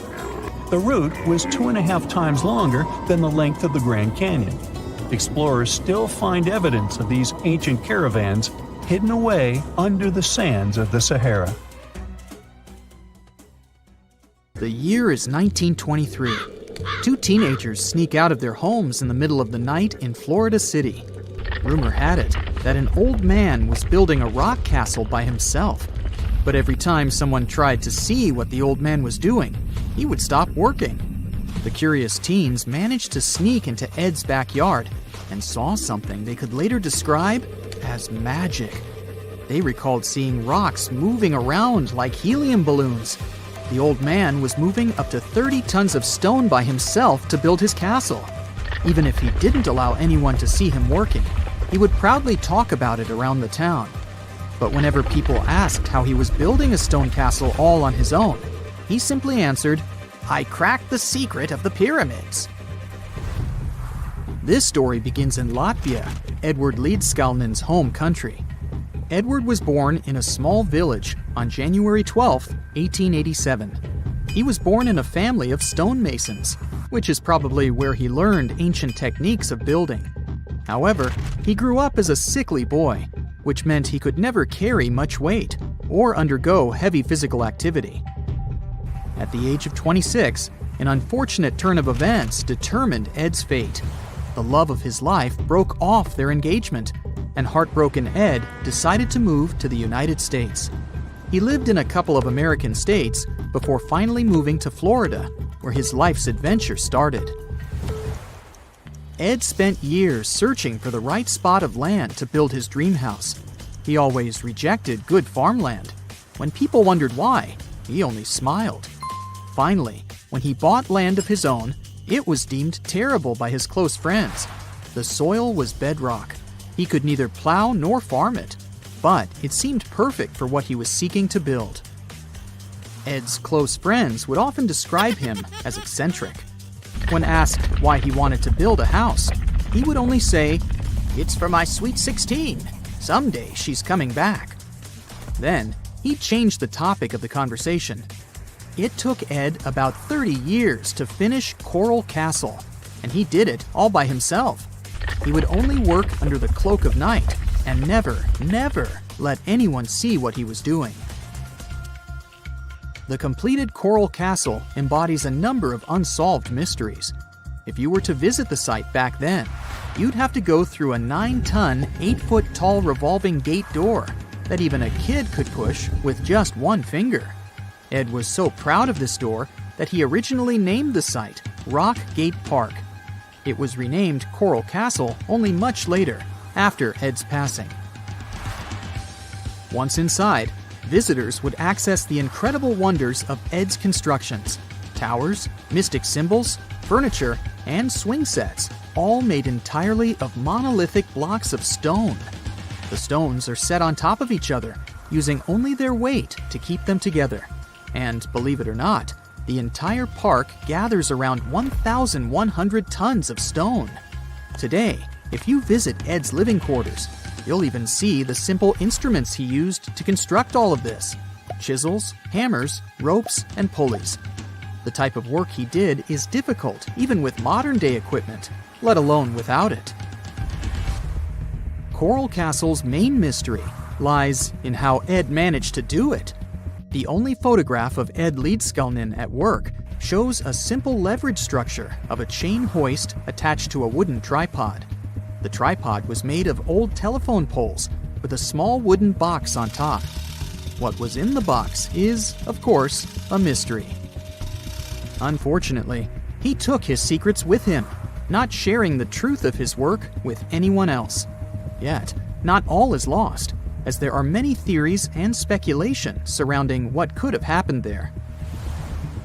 One theory says that there is a harmonic grid inside the Earth's surface, something that would create anti-gravity spots around the globe. It's believed that Coral Castle was built in such a spot. This could explain why it took Ed so long to find land that pleased him. Maybe what he was looking for was a place that allowed him to experiment with anti-gravity forces. Yet, whenever Ed talked about his work, he would say he understood the laws of weight and leverage, and, sure thing, that he had cracked the secret of the pyramid builders. And what secret is that, you might ask? According to Ed himself, it has to do with magnetism. He even published a pamphlet called Magnetic Current. There, he explains that every object has magnetic particles inside of them. A person just needs to understand where they are located inside such objects. This way, objects can be lifted and moved around without much effort, just like moving something heavy underwater. Researchers say that if we assume Ed Leedskalnin and the pyramid builders used the same technique, then it would only have taken 4,700 workers to build the Great Pyramid of Giza, instead of the 20,000 to 100,000 that is currently estimated. But this story just keeps on getting more and more mysterious. In the late 1920s, Ed was finishing the construction of Coral Castle in Florida City. Rumors about his work had spread around town. People said Ed was hiding a stash of money somewhere in his living quarters. One night, a group of men waited until Ed was alone and broke into the castle to rob him. They couldn't find the money and, luckily, didn't harm Ed. But in the following days, he decided that it was best he moved out of that land. Of course, he took more than his toothbrush along with him. Ed decided to move the entire Coral Castle to another land 10 kilometers away from where he had built the park. Legend says he hired a truck driver and asked him to swear secrecy about what Ed intended to do. He asked the driver to look away while Ed loaded the truck by himself, moving all of the rocks without any help. With the truck loaded, Ed and his castle moved to Homestead, Florida, where the park is located until this day. In 1986, a group of engineers from Florida University was called to try to fix the park's gate entrance, the 9-ton revolving door that Ed was so proud of. They arrived with plenty of modern-day equipment, including a 20-ton crane. When the engineers took the door down, they noticed that Ed had used a strange circular stone at the bottom of the revolving door. The engineers couldn't understand how this frisbee-sized rock could withstand 9 tons of weight without breaking into pieces. They sent the rock to the geology department at the University of Florida, but the geologists simply returned the rock, saying they couldn't find a match of this rock in their databases. They couldn't determine its origin. The engineers put the 9-ton gate back into place, trying to use other techniques. At first, it didn't work without the base rock Ed had originally used.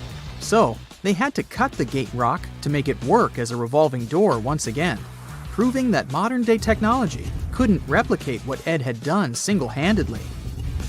Fast forward to 2011, and another man claimed to have cracked the code of the pyramid builders and Ed Leedskalnin himself. Wally Wallington, a retired construction worker from Lapeer County, Michigan, has managed to build using similar techniques to those used by Ed. Wallington is known for having built his personal Stonehenge in Michigan. He is said to have used simple machines, such as levers and counterweights, moving around multi-thousand-pound concrete blocks. Unlike Ed, Wallington has shared his techniques with the public. Multiple videos are showing the clever engineering he built from very simple materials. It sure is impressive. The man has moved his entire barn into another property just with the help of simple tools. However, there is no way to prove that these were the same techniques used to build Coral Castle. To this day, the secrets of Coral Castle haven't been unraveled. But hey, we can always keep trying to solve it. Ah, the desert welcomes you with challenging conditions of abandoned environments and extreme temperatures. Hey, some of us would prefer dessert, chocolate over sand and rocks. Oh well. Just like cactuses and camels, buildings have had to adapt to these conditions. Here are some examples of astonishing structures in deserts. These structures are called earthships. They're located in a New Mexico desert town. A large community of like-minded people lives in them.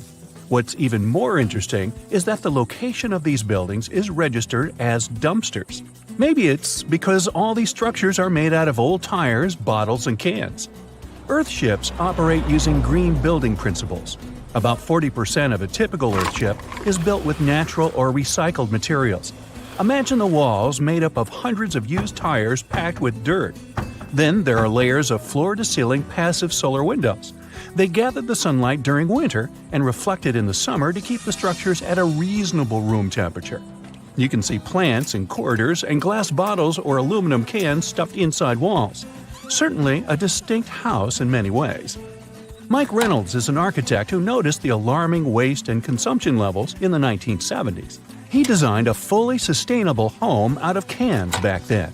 Almost 40 years later, he becomes the one who brings together all the other earthshippers. Reynolds drove a Mercedes, but it ran off of the vegetable oil he picked up at fast food restaurants in town.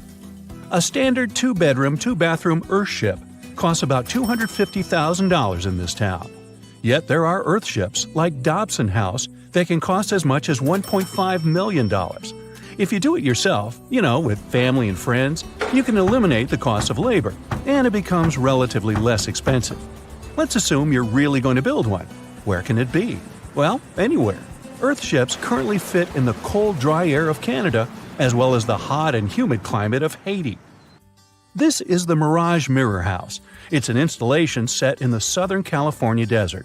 Mirage opened in 2017 as part of a contemporary art exhibition. It's composed of mirrors. This minimalistic structure blends with the environment around it. The doors, windows, and openings have been removed to create an amazing experience. What you have in the landscape is reflected back to you. How's it made? With mirrored surfaces. At night, the distant lights refract from the mirrors. In the daytime, the sky is transformed into banks of clouds. There's no fixed scenery in this house. How about seeing a futuristic structure in the deep desert? Architects designed a concept home that pairs perfectly with Elon Musk's Cybertruck. The house has a post-apocalyptic theme. When I say post-apocalyptic, it's because I can't say it. Anyway, the house is designed to survive in a disaster scenario. The cyber house has steel gates, the windows are armored, and the exterior walls are made out of super strong material. Modern house is controlled by an autonomous geothermal heat pump. To put it in less sci-fi terms, you can keep the internal temperature steady. This sleek house has an entrance that can fit the Cybertruck. After all, it's inspired by it in the first place. Plus, the Cybertruck can be lifted to the second floor to be more secure. This is King Abdullah Petroleum Studies and Research Center in Saudi Arabia. Basically, it's a laboratory in a desert. It was designed to demand minimum energy. The architecture has patterns on the walls and ceilings, giving reference to the local tradition of geometric form. The next stop is Swartberg House in South Africa. This one is located near the Swartberg Mountains, but don't get too excited. It's on the edge of the Great Karoo Desert. It's a 4-bedroom apartment. It has a special temperature regulating system. The system works like a shield from the heat in the summer and as a sun trap in the winter. You're looking at the Grand Mosque of Djenné in Mali. This mosque is 52 feet tall.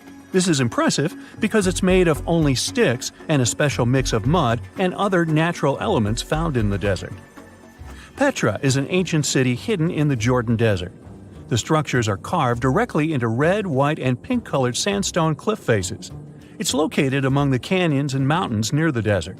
The place was a trade center many years ago.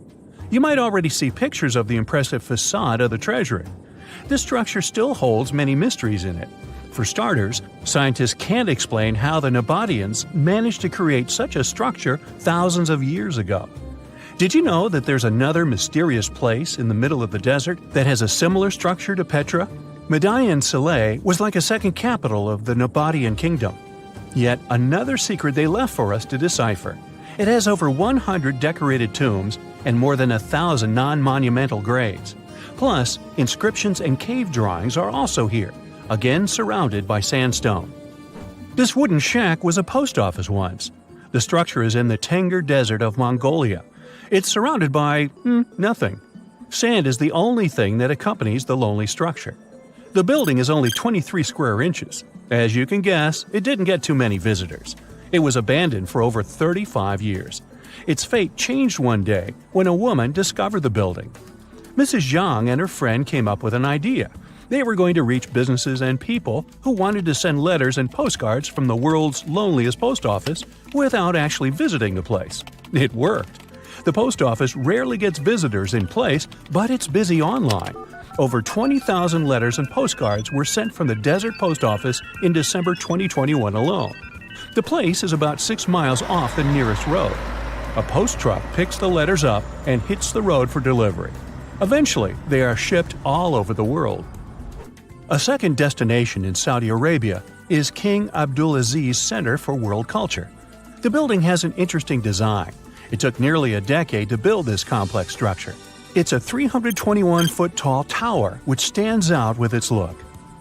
Stone Matters Pavilion is a stone structure in Palestine.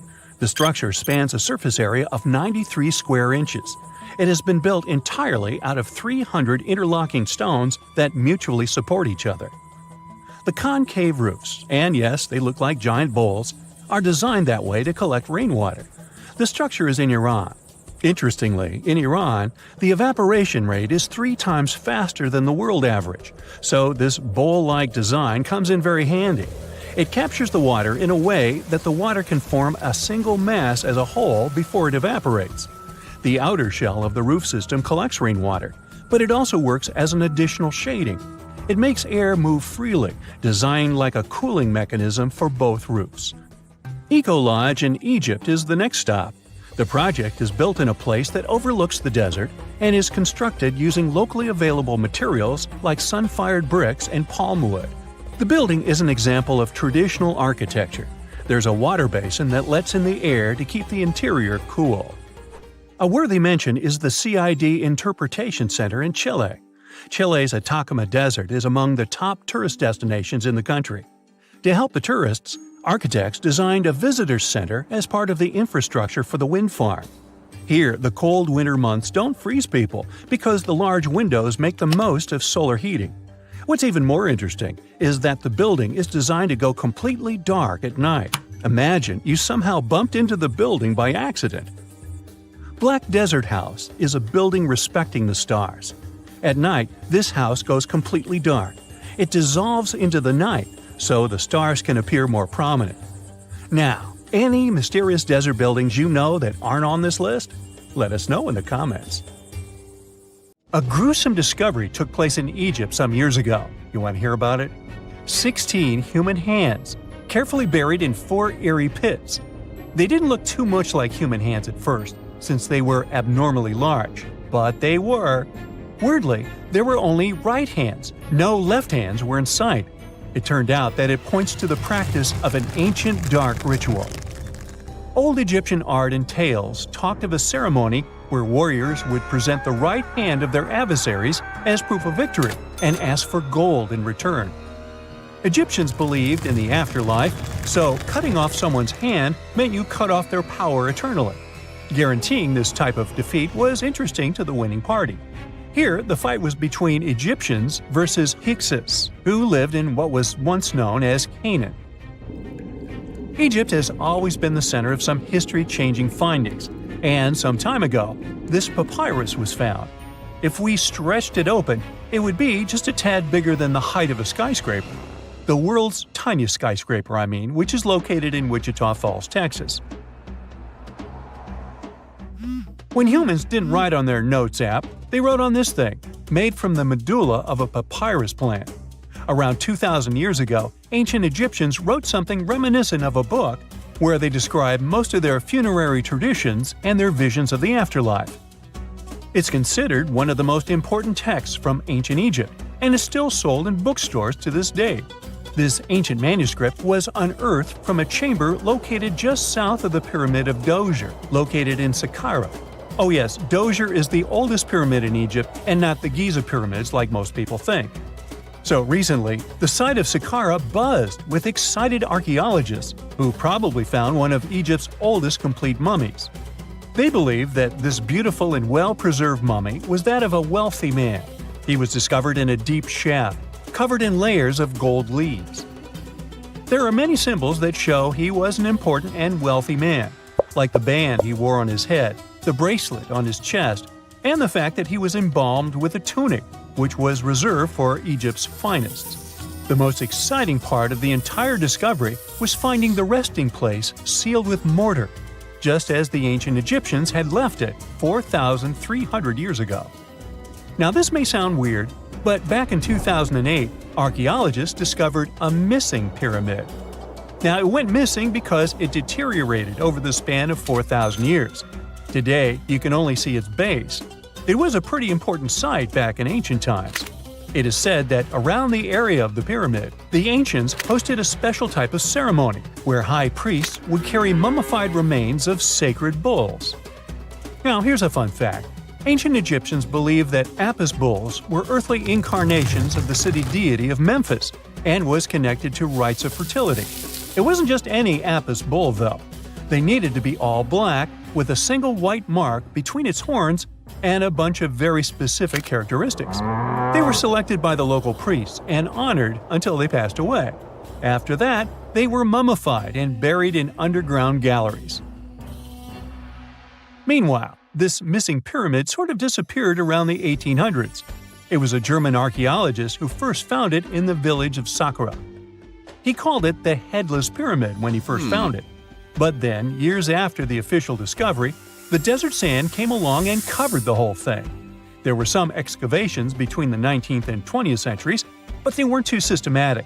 That's why scientists were so thrilled when they dug an entire pyramid's base after removing the 25-foot mound of sand that was covering it. Oh, and it turns out American archaeologists are excavating a cemetery in Egypt that could contain over 1 million mummified bodies. So far, archaeologists have dug around 1,700 mummies. One of the main differences from other classic Egyptian mummies is that these people weren't kings and pharaohs. They were commoners that most likely lived about 1,500 years ago, when Egypt was controlled by the Roman and Byzantine empires. The name of the cemetery is cool though, the Way of the Water Buffalo, just in case you want to check it out on your next trip. Other than bulls and buffaloes, ancient Egyptians also liked baboons. Are you seeing a pattern here? In the beginning of the 20th century, archaeologists discovered a site filled with mummified baboons in a place called, guess what? The Valley of Monkeys. An animal wouldn't have been mummified if it wasn't considered important. Certain animals were more important than others, since they were linked to specific deities. Jackals were connected to Anubis, the ancient god of the afterlife, and cats were likened to the female deity Bastet. Baboons were a pretty big deal, since they were believed to be connected to Thoth, the deity of wisdom and advisor to Ra, one of Egypt's supreme deities. The archaeologists who studied these animals weren't too happy. They think these baboons were kept inside and were deprived of sunlight for most of their lives. They had extreme vitamin D deficiencies and they were poorly fed. Maybe Thoth got angry with these baboon keepers. Just a guess. Since there's never a boring day for archaeologists in Egypt, they also found human mummies with golden tongues. Since Egyptians were all about the afterlife, they believed that golden tongues might help a person speak once they pass to the other side. I mean, it's a long shot, but hey, why not? Some of these mummies were placed in wooden coffins with goods, such as necklaces, pottery, golden artifacts in the shape of lotus flowers and scarab beetles, and iPhones. Just kidding. A new temple was also unearthed recently in Egypt. Scientists believe it was dedicated to honor Zeus Cassius. That deity would be a cross between Zeus, the almighty Greek deity of the sky, and Mount Cassius. While digging around the Sinai Peninsula in Egypt, archaeologists spotted 2 pink granite columns poking out of the ground, and bingo. They believe these columns represented the temple's front gate and collapsed during an earthquake many years ago. And speaking of deities, there weren't only super serious deities. Recently, scientists unearthed a golden ring in a city south of Cairo. No, Frodo, it's not magical. It was a normal gold ring, but it had the depiction of the deity of fun, officially named Bes. This deity is often described in sacred texts as a happy chubby dwarf. Today, many tattoos we get are sorta deprived of any sense and are made of aesthetic purposes only. In ancient Egypt, though, women would get tattoos as a token of protection for childbirth. That's what scientists think, at least. Around the Nile region, scientists found some mummies that had well-preserved tattoos, which is a rarity since the skin deteriorates so easily. 2 of these women tattooed their lower backs, and the drawings were simple. They were mostly pictures, including that same chubby dwarf we just talked about, Bes. He also had a side hustle as the protector of women during childbirth. Now, would you believe me if I told you ancient Egyptians invented robots? No? Well, that's because that's not entirely true. Sure, they were astronomers, mathematicians, and engineers, and somehow they also squeezed an eccentric invention into that package. An automated deity some scientists called Hathor. This wooden statue had been in the Metropolitan Museum of Art for years before someone noticed its secret. With the help of an X-ray machine, specialists discovered a mechanical operating system inside it. The pulley-like axis goes from the statue's shoulder to her left leg. When the system rotates, the statue raises and lowers her hand. Hey, pick me! I got my hand up. Scientists claim that Icelandia was a region between Greenland and Scandinavia that was more than 230,000 square miles, but is now underwater. The Earth was once a large pizza pie, with all the continents connected to each other millions of years ago, otherwise known as Pangaea. The North Atlantic region we know today was dry land from about 335 million to 175 million years ago. For many years, scientists and geologists assumed that the North Atlantic Ocean was birthed as Pangaea began to split apart, roughly 200 million years ago. With volcanoes in the region where Iceland is, the country came to be just 60 million years ago, as it broke off and sailed away from all the other lands. And since the Earth was like a large pizza pie, it divided like one. Many of the lands split up into many large and small pieces, creating the continents we know today.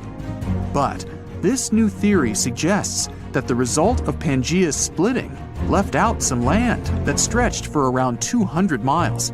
And just about 10 million years ago, that piece of land submerged in the waters on the eastern and western side, leaving the tip of the land, which is now Iceland. When plate tectonics move, they grind on each other, which gave shape to our current landscape, all thanks to the mantle. This new radical theory goes against everything written in history books and what scientists have been studying. They began shaking heads, drawing lots of skepticism and criticism. But by analyzing the ocean floor under Iceland and the Earth's crust, we can assume that this idea isn't far-fetched. The crust beneath Iceland happens to be a lot thicker than the typical ones. Oceanic crust is made up of unique melted rocks compared to the land crusts where we walk and live on, and is a lot more denser. The thinnest layer on Earth is the crust, where life takes place. It's essential for water, growing food, gathering natural resources and minerals, and breathing in oxygen. It sinks below to the bottom, but right above the Earth's mantle. It also refreshes itself, since it constantly gets recycled into the mantle and back up. This is why the rocks in the oceanic crust are around 25 miles thick, compared to just 5 miles anywhere else. This is also reasonable given that it's in a hotspot for volcanoes. Magnetic surveys of the ocean floor show layers of molten crust in stripe patterns. Also, given the fact that the Earth's magnetic field changed its polarity over millions of years, it played a role in shaping the foundation of our landscape. But there isn't any concrete evidence to prove this new theory just yet. One of the first steps is to start digging the ocean floor near Iceland. Zircon is a very sturdy mineral that can last for billions of years despite erosion in the Earth's crust. By taking samples and studying them, researchers can estimate the geological age of the continents. This will make sure the crust is oceanic, which is thicker, or continental, which is the regular crust we walk on. This isn't an overnight project and would come with a hefty cost. Another way is to do seismic surveys that can measure echoes conducted on research ships. Drilling holes miles deep in the crust can also help with the research, but this would cost more than studying the zircon minerals. Some fossilized plants unique to both Scandinavia and Greenland might prove that Icelandia was once on the surface and possibly scattered with trees. It wasn't a cold land as it is today, so it may have had forests. But scientists still haven't found fossil evidence of animals common in both lands to suggest anything. But maybe time will tell. The theory goes deeper, which suggests that there was a greater Icelandia. With Iceland, Ireland, Britain, Scandinavia, and Greenland all in one microcontinent, it could be a destination of winter enthusiasts and great for skiing. It could be possible to connect Canada to Greater Icelandia by train over the ocean, which would open up the economy even more. Iceland is around 40,000 square miles, which is already quite big. And if the Greater Icelandia was present today, then Europe would be a completely different continent. Many theories are circulating about other possible hidden microcontinents around the world. Scientists aren't certain of the possibility of Icelandia's existence, but if all the studies conducted were done correctly, then the theory could change everything we know about Iceland and the North Atlantic Ocean. And this could pave the way for other sunken microcontinents around the world. Another theory out there is that New Zealand was the tip of a lost subcontinent, even bigger than Icelandia, called Zealandia. Studies show that it's separated from the supercontinent Gondwana between 79 to 83 million years ago. Scientists claim that it's the thinnest and youngest continent discovered underwater. Craton is a core rock that acts as the main foundation for most continents. It's at least 1 billion years old, but the continental crust that makes up Zealandia is just half of that, which makes it quite young. That means some Craton is missing, even though it holds some leftovers of older rocks and parts of the mantle. They're estimated to be as old as 2.7 billion years old. Scientists did some studies on the zircon crystals from New Zealand and found out that they're as old as 1.3 billion years old. The rest of the continents are more than 3 billion years old. Scientists studied the composition of the rocks in the bottom of the ocean around New Zealand. They're made up of silica and granite, which are found in continental crusts. The ocean floors mainly have magnesium and iron-rich rocks. They're also thicker and higher than regular ocean crusts around it.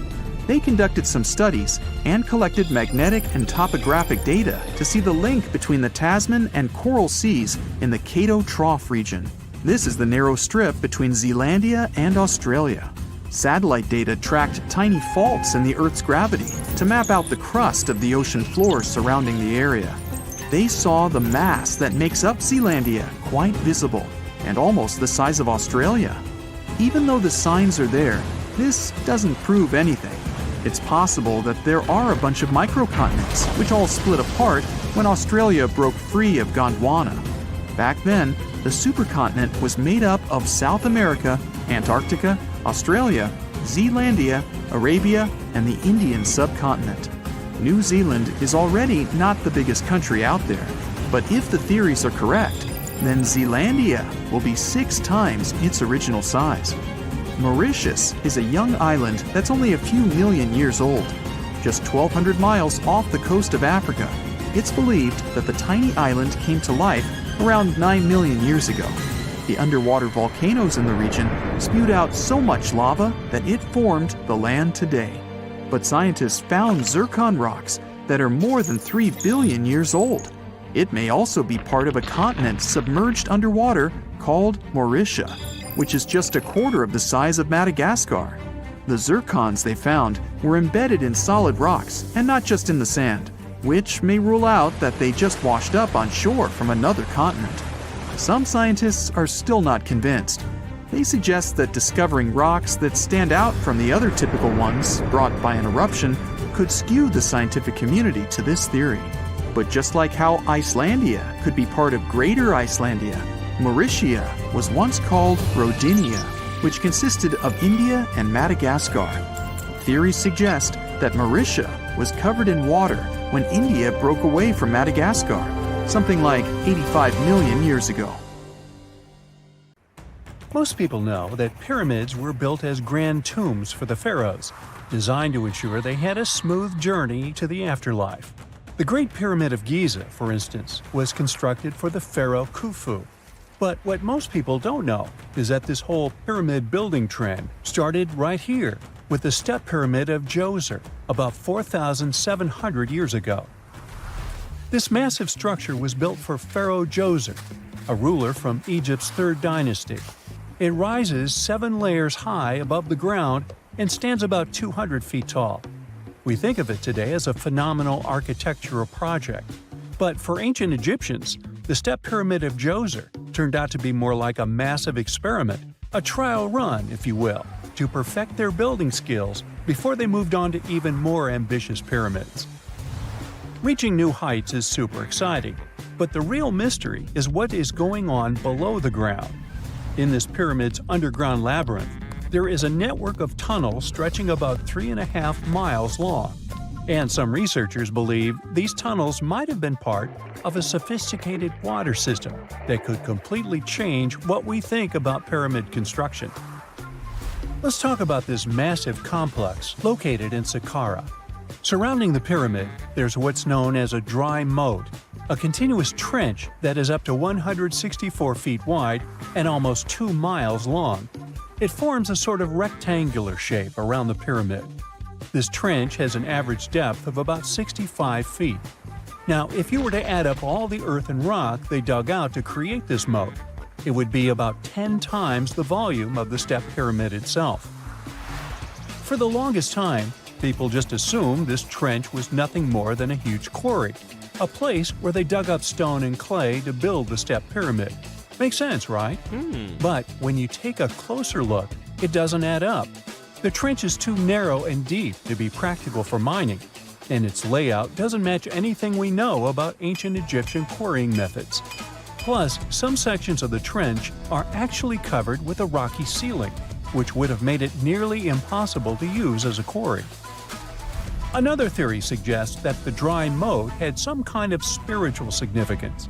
Maybe it was a sacred place, where souls of nobles gathered to serve the late king in the afterlife.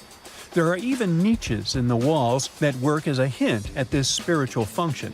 But most researchers believe that this purpose likely developed much later, long after the complex was built for Djoser. So what was the moat really designed for? In 2020, a researcher came up with a pretty intriguing idea. It is possible that this trench was actually designed to collect and manage water, especially after heavy rainfalls. Now, that makes sense when you consider the location. The moat sits in an area that could easily have been flooded by runoff water from nearby plains. This could also explain why the trench wasn't used for new graves until much later when the climate became drier and less prone to flooding. The story becomes even more intriguing, as this trench appears to be part of a larger, more complex hydraulic system within the Djoser complex. It is like the trench has several compartments, carefully carved out of the rock and connected by tunnels. These compartments likely served as a part of a water treatment system, where water would flow from one compartment to the next, getting cleaner as it moved along.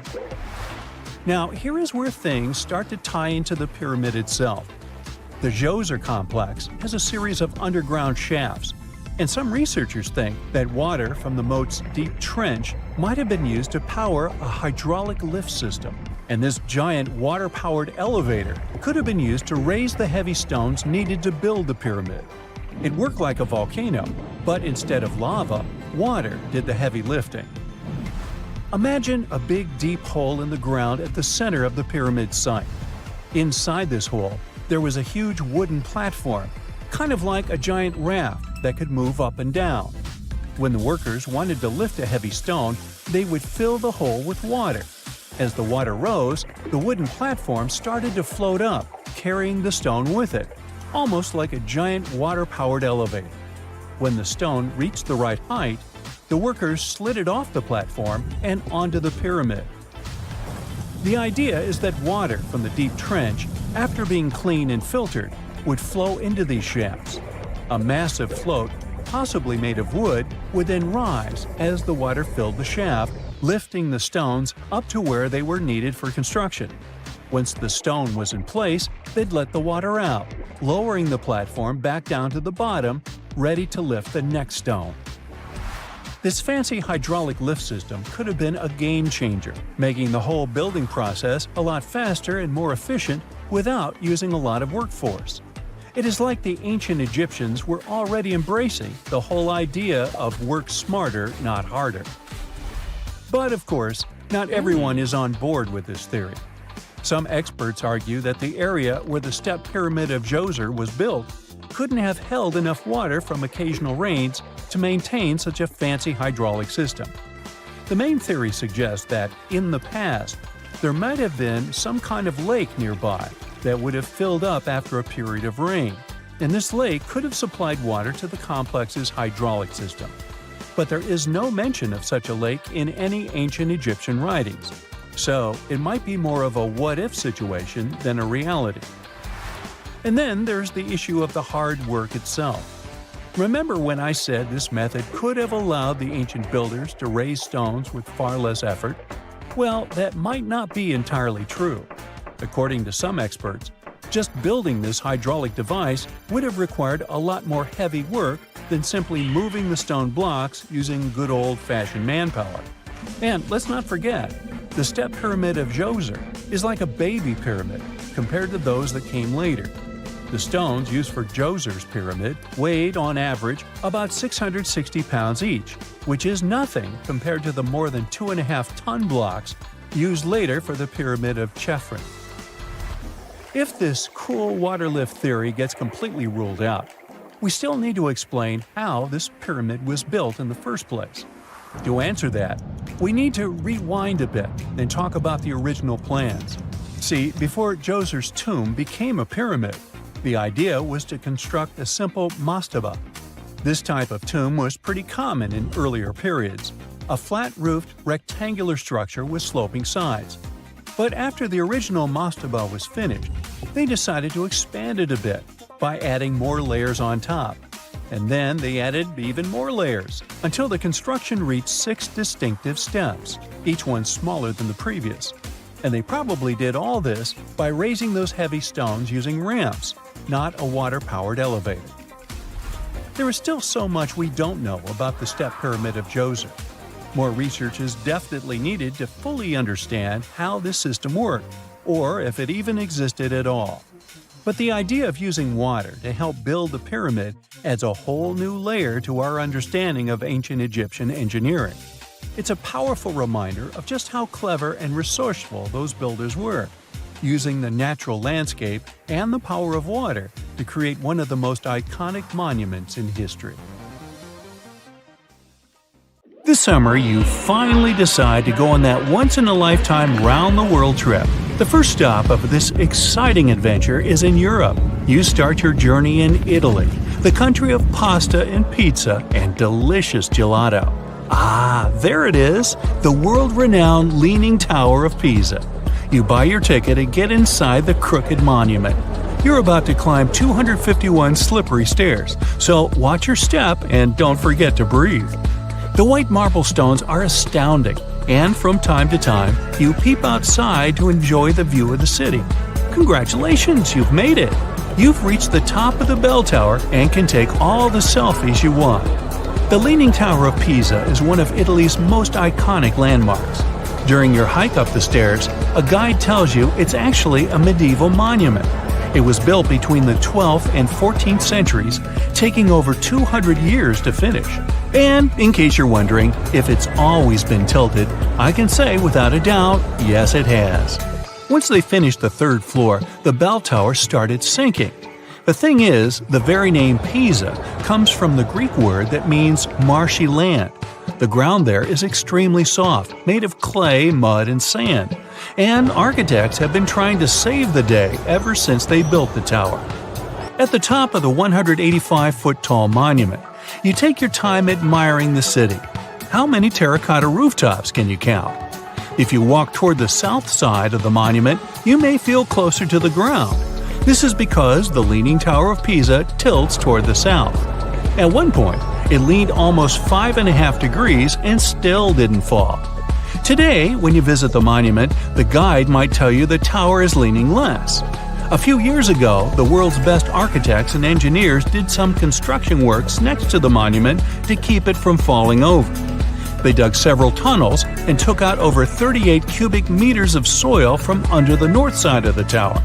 So now the tower is tilting at an angle of only 4 degrees. So if you want to take one of those classic photos where you're holding up the tower, you better hurry. Who knows how long the tower will still be leaning? Now it's time for you to make your way to Rome. This city is basically an open-air museum, and you have to check it out for yourself.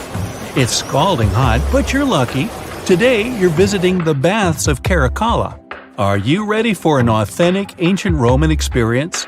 You enter through what once was a locker room. You'll have to use your imagination. Today, you'll only see 130-foot-tall brick walls here. Romans of every class would spend an hour or two in the baths every day. They would come after a long day at work or before dinner. Imperial bath complexes, such as this one, were usually free, but you had to pay an admission fee. Leaving the locker room, visitors would stop in a heated room where they would receive oil and scrub massage. Then, some people would move on to one of 2 exercise yards. Can you see how ample they were? Here, there were elaborate marble porticos, and you can still see a few fragments of the mosaic-colored floor. If you were in the mood for something more intellectual, you could stop to listen to a philosopher or visit one of the libraries. Now we've arrived at the most impressive room, a caldarium. It was a circular hot steamed room measuring 115 feet in diameter. It had not 1 or 2, but 7 heated pools inside. Above your head, you'd have seen a magnificent dome supported by large granite columns. The entire structure was richly decorated with multicolored glass mosaics and the finest white marble. The complex also housed an indoor Olympic-sized pool with waist-deep water. Today, you can only admire a few reddish walls made of brick and concrete. Emperor Caracalla, like many other Roman emperors, built a mega-complex, and it sure made people happy. After a long international flight, you arrive in Egypt. Get ready for some camel rides and juicy dried fruits. Does anyone here love dates? You leave your hotel at dawn and make your way to the outskirts of Cairo. You drive past the Nile River toward the West Bank. Don't forget to take some pictures. In the distance, you spot a large monument. It's the Great Sphinx of Giza. Can you believe people created this monument over 4,500 years ago? Once you get closer, you see the Great Pyramids just north of the Sphinx. You learn that, unlike the pyramids, the Sphinx was carved directly from the bedrock of the Giza Plateau. Until today, It's one of the largest statues in the world, measuring 66 feet in height and 240 feet in length from paws to tail. The face of the Sphinx looks a tad beaten today, but according to archaeologists, it wasn't always like that. A Photoshop reconstruction of the Sphinx gives it a very different look. As you can see, at one point, the Sphinx's nose was chopped off together with parts of the chin. Scientists believe that the statue is a representation of the great pharaoh Khafra. This is why its face resembles a human so much. Just below the eyes, a dark carved line was added to represent the charcoal eyeliner ancient Egyptians used to wear. Fun fact, this wasn't only a beauty habit, it protected their eyes from ultraviolet rays. In a desert region that gets so much sunlight, this might come in handy. Until today, researchers debate whether or not the Sphinx had a beard. Many believe that if it was meant to depict a pharaoh, it most likely had a braided beard that got destroyed by erosion or humans. Even today, you can still see the remains of a regal headdress on the head of the Sphinx. These head ornaments were associated with power and royalty. Now imagine that the stripes are blue and gold. This is probably what it looked like when the monument was first constructed. There's no evidence of how long it took to build the Sphinx, but it was likely very long, as the carved details are pretty impressive. If you're lucky, your guide might take you to one of the secret chambers inside the statue. If they're real and not just a myth, I mean. The crystalline waters of Greece. Whether you arrive by boat or plane, you're in for a real treat. This is the focal point of archaeological sites. You arrive at Mandrake Marina and Port, but wait a minute, you don't see any monuments around. The Colossus of Rhodes is nowhere to be found at first glance. That's because it was destroyed long ago. Before tumbling down during a mighty earthquake, the great statue was considered one of the 7 wonders of the ancient world. If you saw the Colossus in a picture, you would probably mistake it for Lady Liberty. Well, that's actually not a coincidence. Apparently, there's a connection between the Statue of Rhodes and the Statue of Liberty. They were both built as symbols of freedom, and Lady Liberty is often referred to as the modern Colossus. The Colossus stood at 100 feet tall, but today all you see is a concrete jetty with a huge gap in the middle. Now, imagine a bronze statue straddling both ends of the bridge. The Colossus was built back in the 3rd century BCE, and 900 camels took part in the construction. The statue existed for approximately 54 years before it was ruined by a powerful earthquake. It hit the city so hard that all that was left of the statue was one very large foot. Even so, people kept visiting the monument. Are you ready to head home? Thanks for joining me on this journey, and don't forget to tell me what your favorite site was. See you next time! If all the volcanoes on Earth suddenly erupted together, it'd be loud. We'd also have around 1,500 of these formations bursting at once. Now normally it's just 10 to 20 volcanoes that are active each day.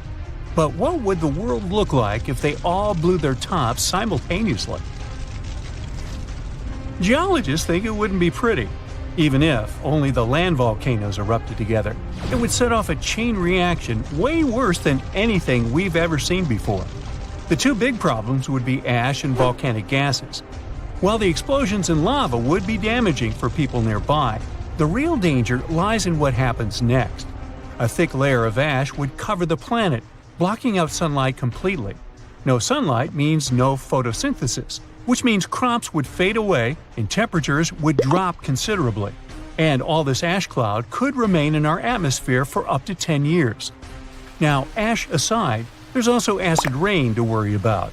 Volcanic gases like hydrochloric acid and sulfur dioxide would mix with the atmosphere and fall back down as acid rain.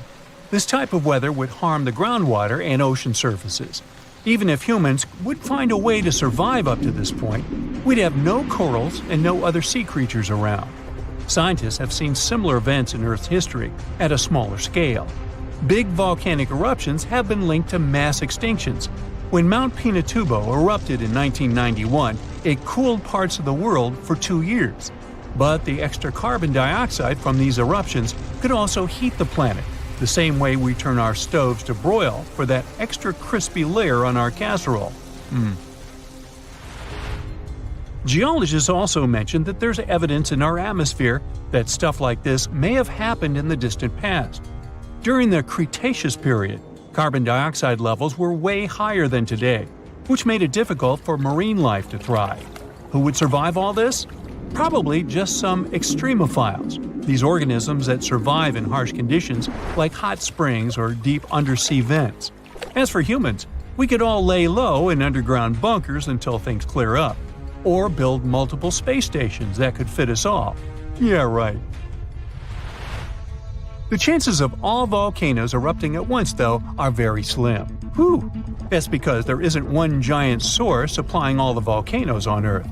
Each one of these openings has its own deposit of magma, except for a few cases where they indeed share the supply. For example, in 1912, Nova Rupta in Alaska erupted alongside another volcano sharing magma. Scientists have also found evidence of magma hiding under volcanic areas, like under the Taupau volcanic zone in New Zealand. This magma can spread out horizontally for long distances, but is still just a local feature. Even if we consider all the magma under Taupau as one system, it's not connected to other volcanic areas like Indonesia or the Philippines. Because the great majority are isolated, volcanoes can't sync up to erupt at once. The magma comes from different processes like mantle decompression or adding water to the mantle through subduction. There's no way to make all these different volcanoes erupt together because of how tectonics work. Now, that doesn't mean we won't see interesting volcano activity in the future. Take an underwater area near British Columbia, where recently about 200 small earthquakes per hour have been noted. Deep beneath the Pacific Ocean floor, off the coast of Vancouver Island, magma is set to erupt, heating the water so much that it'll bubble like soda. However, this event will likely go unnoticed by anyone other than scientists. The anticipated eruption will most likely happen around 3 miles below the ocean surface. Scientists explain that the earthquakes range from negative to 4.1 magnitude, meaning only those nearby would feel any tremors. This unusual activity gives us a rare opportunity to study how the Earth's crust forms. The magma beneath the ocean floor is estimated to be almost 1,500 degrees Fahrenheit, but will cool rapidly upon eruption and contact with water. This runny rock will solidify upon contact with the seafloor, turning black quickly. This event will be useful for biologists too, who will have the opportunity to study the marine animals' response to any changes, like run! Antarctica, often seen as a vast icy continent, also holds a volcanic surprise beneath its frozen surface. Researchers have identified over 130 under the western ice sheet alone, making it the largest volcanic region on Earth. Most of these volcanoes, about 90, were only recently discovered in 2017. But could any of these Antarctic volcanoes actually erupt? Well, it depends on which volcano we're talking about. While these formations are relatively young in geologic terms, it's hard for scientists to tell if they're still active or not. There are only 2 confirmed active volcanoes in Antarctica, Deception Island and Mount Erebus. The latter, standing tall as the highest peak on the continent, has been continuously erupting since at least 1972. It's known for emitting gas and steam, and sometimes even throwing out rocks in what are called strombolian eruptions.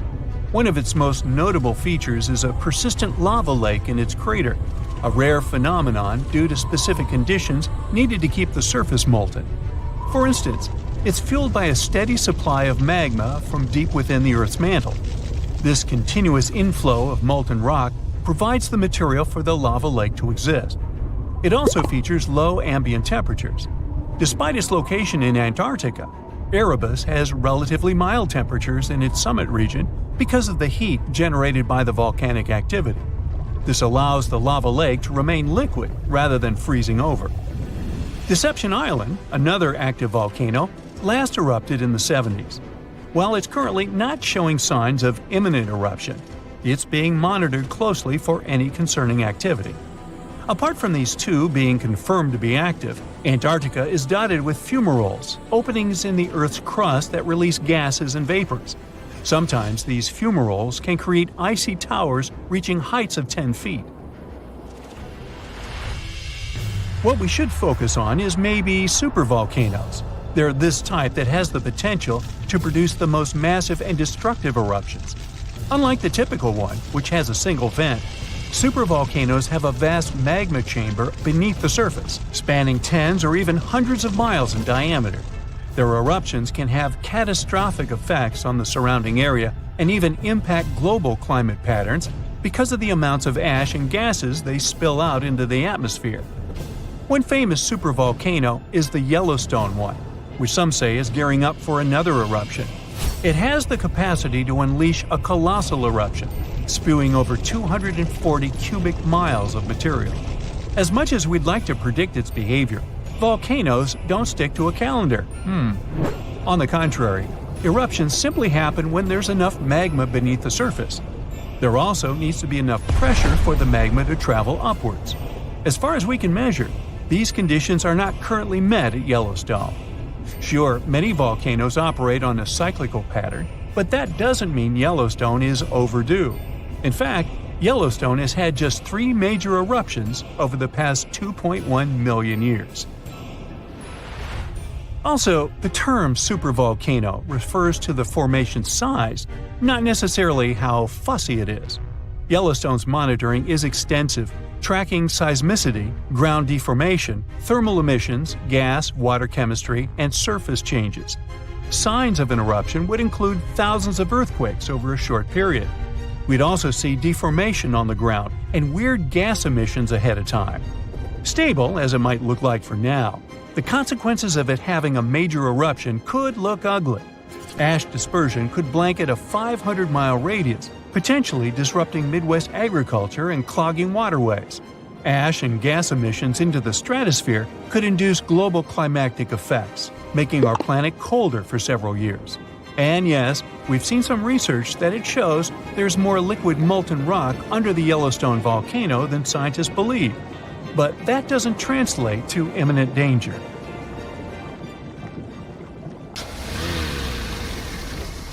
And now we're off to almost 5,000 years ago. Let me take you to ancient Egypt, where back in 2550 BC, guess what?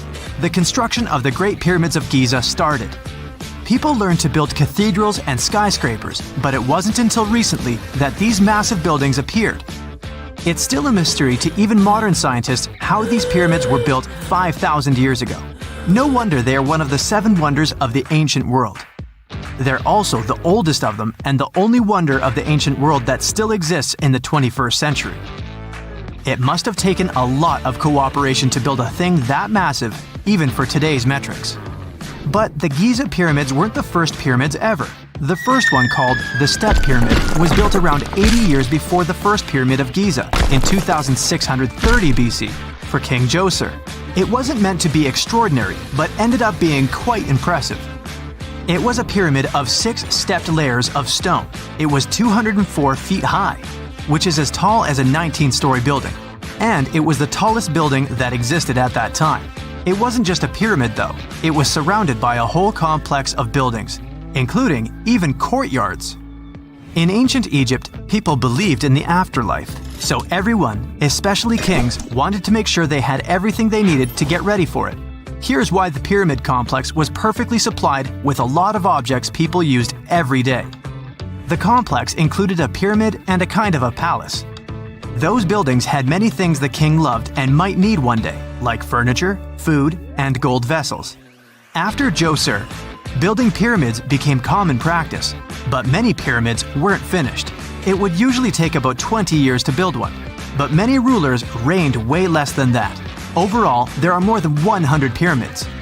The most famous pyramids are the Great Pyramids of Giza. The first one and the biggest one was built for Pharaoh Khufu, around 2550 BC. Initially, it was 481 feet tall, which is as tall as a 40-story building. The second pyramid was built for Khufu's son, Pharaoh Khafre, around 2520 BC. It's just a bit shorter, usually standing at 471 feet high, a 39-story building. This is the pyramid with the famous statue of the Sphinx. Sphinxes have a lion's body and a human head. They were built to guard important areas. This one has the head of Pharaoh Khafre and is guarding his pyramid, facing the sunrise. The Sphinx is most well known and is one of the world's biggest and oldest statues. Originally, it had red color and did have a nose. It's still possible to see the trace of red pigment by its ears. But no one knows exactly when the nose disappeared. For some time, the Sphinx was sort of hidden underground, being covered with sand up to its shoulders. Luckily, in the early 1800s, an adventurer with a team of 160 people dug it out. The third pyramid of Giza is the smallest one, being more than twice shorter. Originally, it was 218 feet high, about the height of a 20-story building. Built in 2490 BC, it was a pyramid for Khafre's son, Menkaure. The pyramids are designed to align with the points of the compass, and their sides symbolize the rays of the sun. But back at the time, there were no compasses. Ancient Egyptians figured out the directions themselves, and with amazing precision. To align the pyramids, they used two constellations. Originally, the pyramids were covered in smooth white limestone and had a gold-silver top to reflect the sun. Later, the white limestone was taken from the pyramids by other kings and used for other buildings. Scientists estimated that ancient Egyptians used about 2.3 million stone blocks to build the first pyramid. Each block weighed more than 1 ton. This is the weight of a rhino. Some blocks were even bigger, being almost as heavy as an elephant. 4.5 millennium ago, there was no modern equipment to help build it. There were no machines, no wheels, and even no steel. The only metal available to them was copper. Even today, scientists aren't sure how the Egyptians managed to build the pyramids. There are no records left that would shed light on it. Some even think that Egyptians wanted to keep it as their secret and didn't even record it on purpose. Many believe that poor people and foreigners built the pyramids, but it's not true. Actually, the builders were very skilled workers, and they were fed and paid well.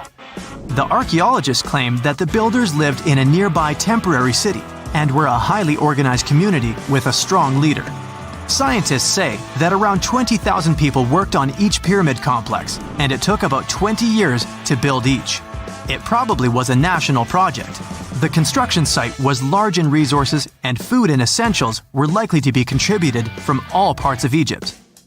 Even with all that support, it remains unclear how people managed to cut, transport, and assemble those huge stones. One of the theories suggests the stones were most likely transported on boats down the Nile River.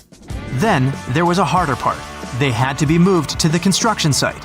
For that, they probably used wooden sleds. It wasn't very hard to pull them because the sand mixed with the right amount of water was pretty slick. And 10 people could move a sled even with a rock weighing 1 ton pretty easily. Finally, one last problem. The stones had to be lifted and put into place. Archaeologists have discovered the remains of the ramps system that dates back to when the pyramids were built. Most likely, the Egyptians designed a unique system to move and pull huge stone blocks, but no one knows what it looked like exactly. The most common opinion is that there were several ramps around the pyramid to help move the blocks. The ramp was growing with the pyramid getting higher. They suppose people were walking up the stairs, pulling the stone on the wooden sled up in the middle on the sandy ramp. But this is just one of the options. Others say that the ramps were going around the pyramid. Some say the ramps were inside the pyramid. But we'll never know for sure, and it'll forever remain a mystery, just like the ancient Egyptians wanted. Surprisingly, there's not much inside the pyramids. Most of it is just solid stone with very little open space. But let's take a quick look inside the biggest of the pyramids of Giza.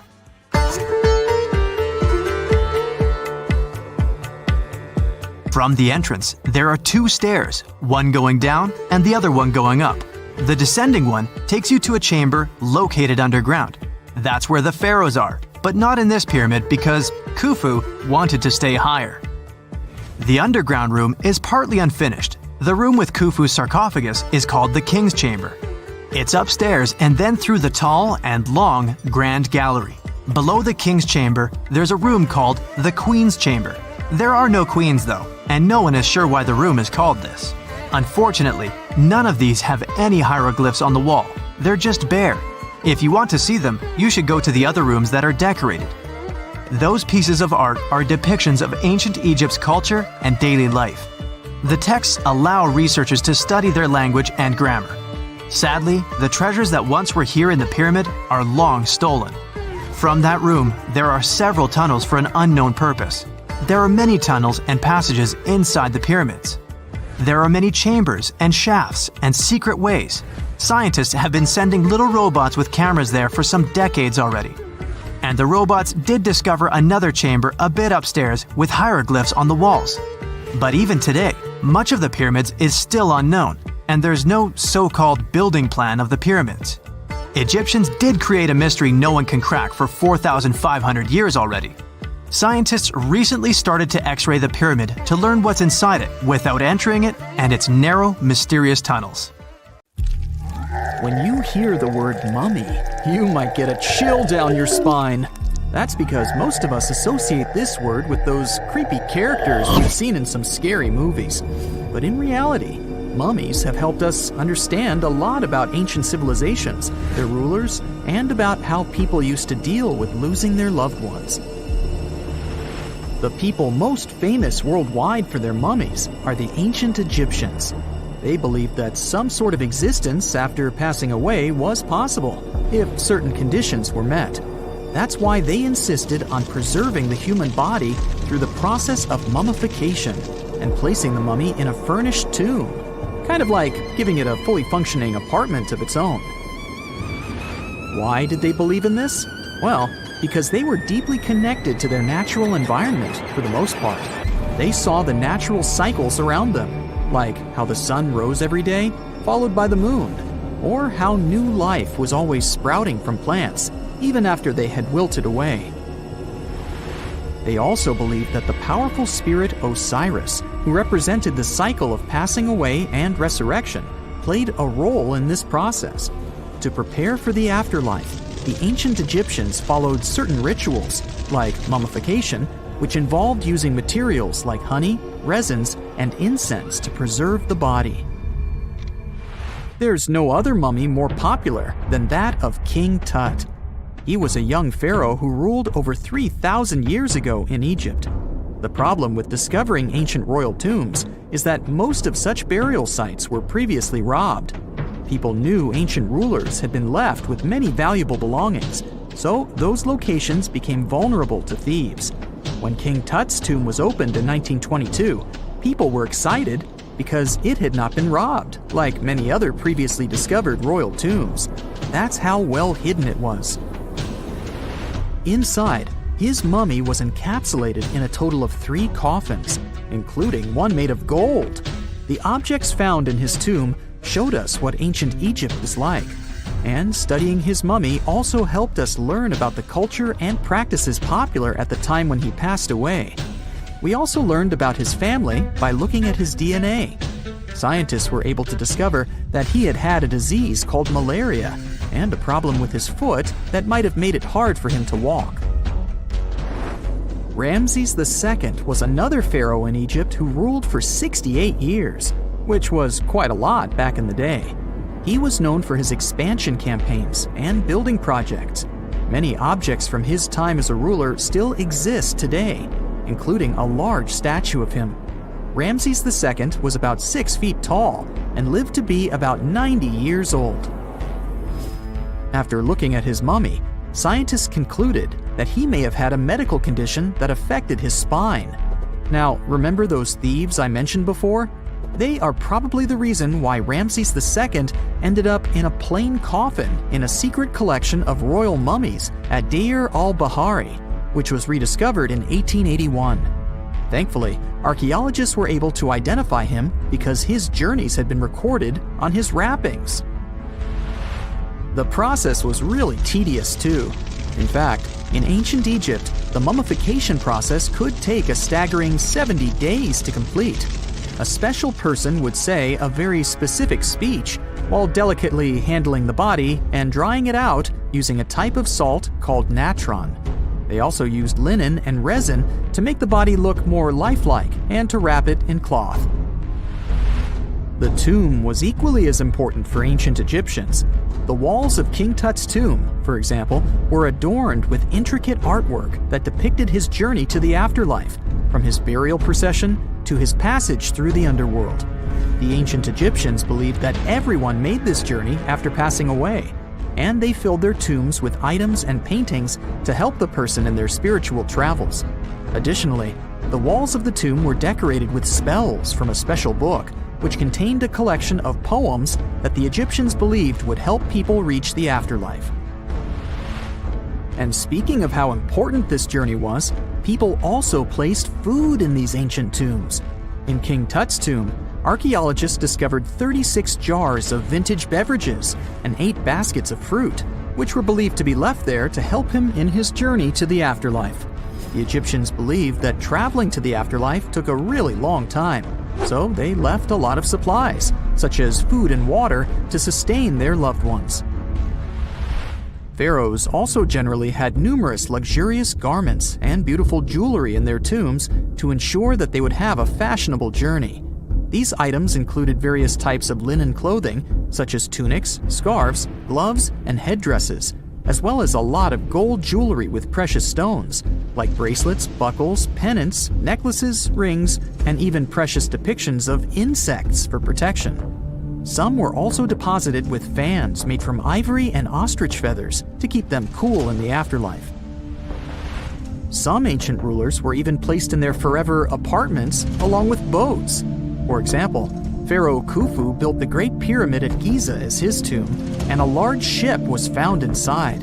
King Tut, however, was buried with multiple boat paddles, but no actual boat.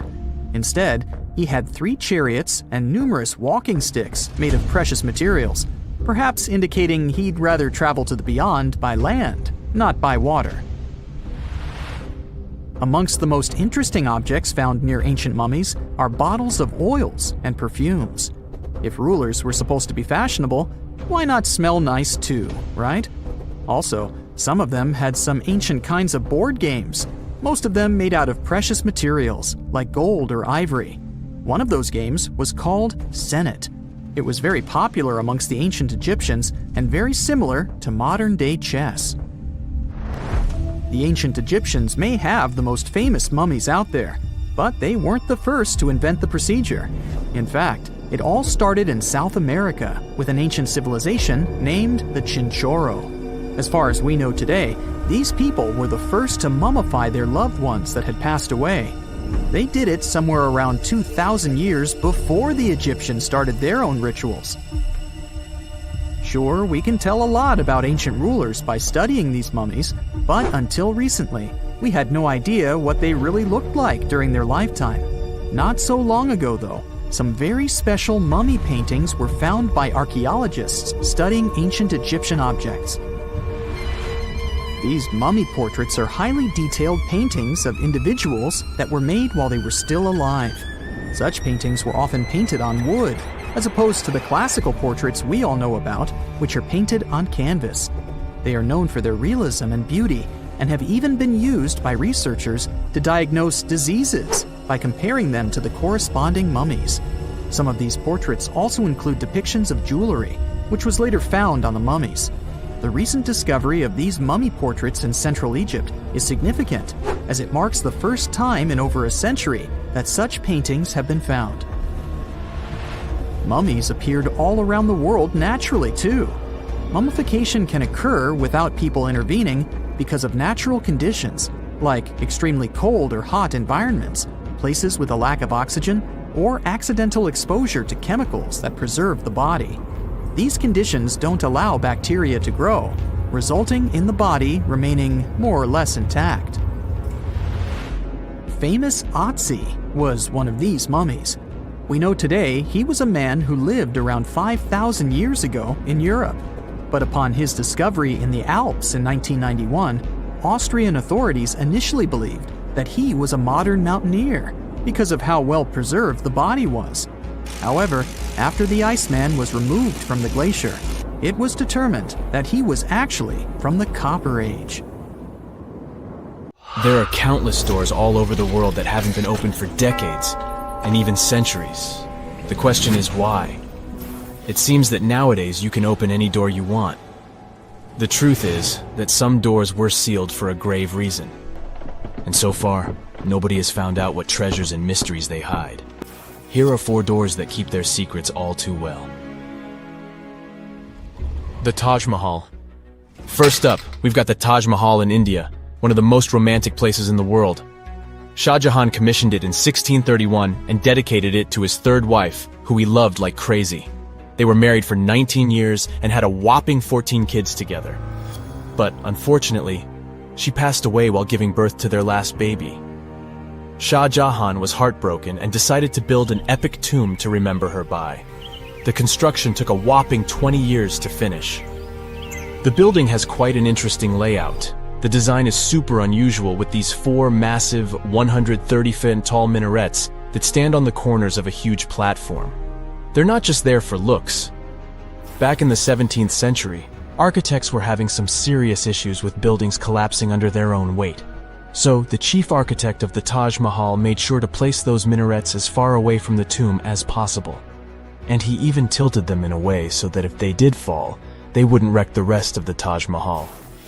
Talk about planning ahead. The Taj Mahal is hiding some crazy secrets. There are sealed rooms all over the place that nobody is allowed to enter.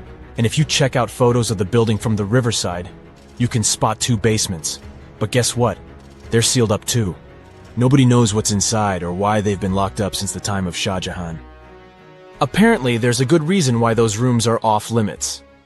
Some researchers think that they were built using marble, which turns into a different substance called calcium carbonate if it's exposed to carbon dioxide. And when that happens, little bits of marble start chipping off like crazy. To make matters worse, there's no air flowing into these rooms. That means that if too much CO2 builds up in the basement, the 4 minarets could collapse. But wait, there's more. Some people think that the body of Shah Jahan's wife can be found in one of these sealed-up rooms in pristine condition. Why not? Who knows what the mysterious rooms might keep? The Great Sphinx of Giza. The Great Sphinx of Giza is shrouded in mystery. It's not just the largest monolith statue in the world, but it's also a hybrid creature with a woman's head and a lion's body that originates from Egyptian and Greek mythology. It's also very ancient. It's estimated to be around 4,500 years old. The construction of this marvel took about 3 years and required 100 workers, who were not slaves and were treated with delicacies like sheep and goat meat. It is also thought that it used to be much more massive than it is now. Archaeologists found huge stone blocks and abandoned toolkits near the site. However, the real secrets of the Sphinx lie underground, near its paws. A group of scientists used a seismograph to detect 2 hidden chambers beneath the Sphinx's paws. Some people think that these rooms might be the legendary Hall of Records, which holds ancient scrolls revealing the secrets of the universe. I mean, that's way cooler than any library I've ever been to. Rumor has it that the Egyptians even had info on Atlantis stashed down there, which is like a super old version of a conspiracy theory. Unfortunately, we can't go on an adventure to check it out just yet. The chambers presumably have 2 entrances, but both remain sealed. The researchers haven't yet received the green light to check out their theory. Let's hope they won't keep us in suspense forever. Sri Padmanabhaswamy Temple. This temple is located in the beautiful state of Kerala in India. This temple is famous for more than just its breathtaking beauty. Underneath the temple there are 6 vaults, creatively named A, B, C, D, E, and F. The enormous iron doors to these chambers add to the mystery of what's behind them. A few years back, the authorities decided to open these vaults to the world, but it wasn't an easy task. You can't just open the doors and enter the vaults. It required a lot of work. It took them a while, but finally, in 2011, they opened 5 of the 6 chambers. And guess what they found? Tons of treasure. Bags of gold, precious gemstones, and priceless diamond jewelry. The estimated worth of everything found in the vaults is a whopping $1 trillion. It's like the temple was the real-life inspiration for Aladdin's Cave of Wonders. But wait, I said 5 of the 6. What happened to the last one? Vault B has remained closed, but not for lack of trying. They simply didn't manage to open it.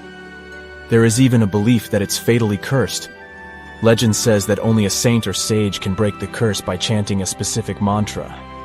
But no one has been able to do this yet, presumably because we don't have saints or sages at our disposal. There is also rumor that in the 30s some temple invaders tried to enter Vault B to do some good old looting. but they never reached their target. Apparently, terrible snakes materialized out of nowhere and chased the gang away. But of course, this is just an urban legend, and there is not proof of that. However, it is said that the Auditor General dealing with the temple claimed that Vault B had been opened at least 7 times since 1990, and nothing bad happened to anyone who entered. Who knows? Maybe we should send Indiana Jones to check it out. The First Emperor's Tomb. Deep under a hill, completely undisturbed and surrounded by dangerous traps, lies an ancient 2,000-year-old tomb. It belongs to Qin Shi Huang, the first emperor of China. He was born in the Qin state and became king when he was just a boy. But when he grew up and gained full power, he united the warring states ancient China was divided into by conquering them. After that, he created the Qin dynasty. When he died in 210 BCE, they buried him deep underground in a massive tomb. And when I say massive, I mean massive! Back in 1974, some farmers in Xi'an, China, stumbled upon something strange while digging a well, a huge terracotta soldier. This discovery led to an extensive archaeological dig that has continued for over 40 years, revealing a collection of thousands of clay soldiers. The unique thing about these soldiers is that each one has its own unique features, from hairstyles to facial expressions. It's believed that there could be up to 8,000 of these soldiers, but only 2,000 have been found so far. Interestingly, the central tomb, which is believed to be the resting place of the emperor, is still untouched. In ancient records, there are references to a vast underground city that the emperor built, complete with scenic towers, palaces, and whatnot. Sima Qian, a Han Dynasty historian, wrote that the tomb was adorned with treasures and had space for hundreds of officials, but the lack of technology to properly examine the site is what's holding things up. Qin Shi Huang was surrounded by liquid mercury in his tomb, with 2 of the streams representing the major rivers of China, Yellow River and Yangtze. The ancient Chinese believed that mercury could provide immortality, but it could have also caused the emperor's death since he regularly took mercury pills to prolong his life. The dangerous levels of mercury contamination in the soil near the tomb are the main reason why scientists are reluctant to explore it. It could be very dangerous both for people and for the environment. Now, if I had to choose which door to open, I'd probably go for the one that doesn't lead to a tomb surrounded by poisonous mercury.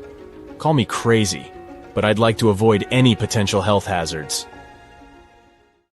The coldest part of our planet, Antarctica, keeps surprising us. Take a look at this waterfall named Blood Falls. Reddish water falls from the white ice. Scientists concluded that the color is related to iron. The water coming from the glacier oxidizes and rusts when it's exposed to oxygen, and the red color occurs. Step on Mount Ganding. It lays eggs. Well, maybe not real eggs, but the stones certainly look like dinosaur eggs. That's why the mountain got its fame. Let's call them stone eggs, formed in one part of the mountain over 500 million years ago. Interestingly, this phenomenon repeats once every 30 years. Eggs come out in various sizes and shades. The stones appear on the surface of the cliff. A study made in the area has revealed that the composition of the stones of the cliff isn't similar to other parts of the mountain. Here, calcareous rocks rule. They're more prone to erosion. They ripen off day by day. It took 3 decades for the stones to get to the egg shape. Yet, it's still a mystery how these rock formations can be so perfectly spherical and smooth. According to scientists, every stone egg has an organic core. They're made of shells, plant remains, fish teeth, and skeletons. Maybe this has something to do with it. Gulu village is close to the stone eggs. Locals believe that these eggs are sacred. Villagers associate it with good fortune. In fact, nearly every family has one of these eggs in their house. Unfortunately, there are only about 70 eggs left, so if you want to see them, you gotta hurry up. The Richet structure is a circular geological phenomenon in the Sahara Desert near Mauritania. It's made out of rocks in layers, and these layers look very much like rings. No wonder the unique structure even got NASA's attention. Up from the sky, the geological feature seems to be swirling and spinning. Scientists are still not sure how these rings got there. Some say it was an asteroid impact, Many others believe that it was a natural geological process. To them, the Richat structure is an uplifted and eroded dome. Geologists often classify it as a domed anticline. The scientists discovered that the rocks at the center are older than the ring-shaped outer rocks, so it seems like the stones have been eroded to flat rock layers. Anyway, there's no valid explanation for this phenomenon, and the 28-mile-long mystery of the Sahara is still to be solved. Number 4 is Rapa Nui, or Isla de Pascua, but I bet you know it as Easter Island. Yeah, it's got 3 names. It was discovered by Jacob Roggeveen, who actually never intended to look for that island. He just casually landed there one Sunday. That's where the name comes from. Jacob was supposed to find Terra Australis. Disclaimer, it's not Australia. This one never existed and was nothing but a hypothetical continent. Plus, he wanted to peek at Davis Land, which was believed to have once been seen by Edward Davis, the pirate, not Edward Davis, the saxophone player. Jacob failed at that too, though nobody ever saw that island except for the pirate Davis. Jacob may have failed to discover some lands he wanted to, but he discovered Easter Island instead. This is an island in special territory of Chile, located in the southeastern Pacific Ocean. It's on my list because nearly 1,000 stone statues called moai were found there. They were created by the Rapa Nui people. Nearly all statues represent gigantic heads, but there are also a small number of figures kneeling with their hands over their stomachs. Each statue represented chiefs or other important members of Easter Island society. To curve those statues, the locals used volcanic stones that were softened. Our next stop is the gateway to the underworld. Nah, don't worry. This is just how people label Darvaza gas crater in Turkmenistan. This giant natural gas crater has been there for 5 decades. This crater is continuously burning gases. The president of the country wants experts to find a way to extinguish this continuous firing pit. This site was created by people accidentally in 1971 while working on a natural gas project. Ever since then, the flames have been on, and it's become a tourist attraction. Mysterious constructions are sometimes built in our era, too. We don't have to go millions of years ago to long-gone civilizations. Edward Leedskallen single-handedly built a structure called Coral Castle in Homestead, Florida. He didn't use any large machinery. He carved and sculpted more than 1,100 tons of coral rock in 28 years until 1951. It's a mystery how he managed to do it all by himself. Leedskallen sculpted the sedimentary rock into different objects, such as walls, tables, chairs, a fountain, and a sundial. There's of course a legend behind this mystery too.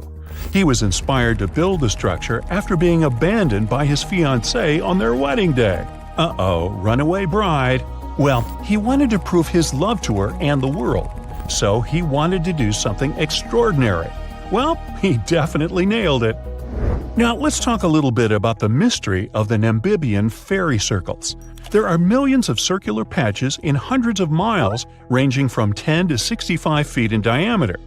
They're called fairy circles because they look like a fairy or an otherworldly creature made them. These are essentially oval-shaped soil surrounded by grass. There are a lot of local beliefs surrounding the creator of these marks, yet science says something else. Biologists and mathematicians have been puzzled by the mystery of the Namibian fairy circles for decades. There is more than one theory to explain this phenomenon. Here's one popular theory. The water is limited in the desert, so plants compete to reach the water. Some plants expand and thrive into a patch, but smaller plants nearby cannot get the necessary water to live. In the end, some vegetation disappears, and the remaining ones stay at the patch's edges. That's why they form such regular distant gaps. What if I tell you that there is a hill in Leh City, India, where instead of rolling downwards, things roll uphill? It's an optical illusion. The road looks like it's a sloping hill because of its surrounding landscapes, yet the road actually goes down. These kinds of hills are called magnetic hills or gravity hills. Scientific explanations vary. The most common theory says that the hill has such a strong magnetic force that it can pull cars in the vicinity. Now, how about seeing some flaming rocks? Yanartash spread over an area of over 3 square miles. The place is located on a rocky mountain in southwest Turkey near the town of Ciaralea. Yanartash got its name from its appearance. It literally means flaming stone. The rocks have been flaming for at least 2,500 years, and they'll probably keep burning for the coming decades. The mountain where the rocks are is an inactive volcano, so it's full of tiny fumaroles that release gases such as methane. The gas ignites when it comes into contact with oxygen and creates the flaming effect. And by the way, back in the day, sailors used the flames as a natural lighthouse, as it's really close to the sea. Today, it's more of a tourist attraction, though. Hikers love it too. Now, walk on this frozen Lake Abraham in Canada. In winter, the frozen water gets filled with ice bubbles. It looks magical, but these white orbs aren't that safe. They consist of flammable methane gas. Ew. Beauty can be misleading. The next one is from Racetrack, Death Valley, USA. There is a dry lake bed with moving rocks. Now these odd rocks look as if they've been pushed or dragged by someone or something. They leave both a trail and a mystery behind. The force behind all this is now understood. Surprise! It's the wind and some ice. Scientists say the wind pushes the rocks during brief windows when the soil is covered with ice. Now, I can't help. It was hot in the tropics, a type of heat unknown to the men aboard the Nina, the Pinta, and the Santa Maria ships led by Italian explorer Christopher Columbus. It had been months since these men left their home cities in Europe, and until then, Europe was all they knew. They were given a difficult and even dangerous task. Spain hired Columbus to find a new western route to Asia. They needed new routes for trading and buying spices, but it was far from a simple job.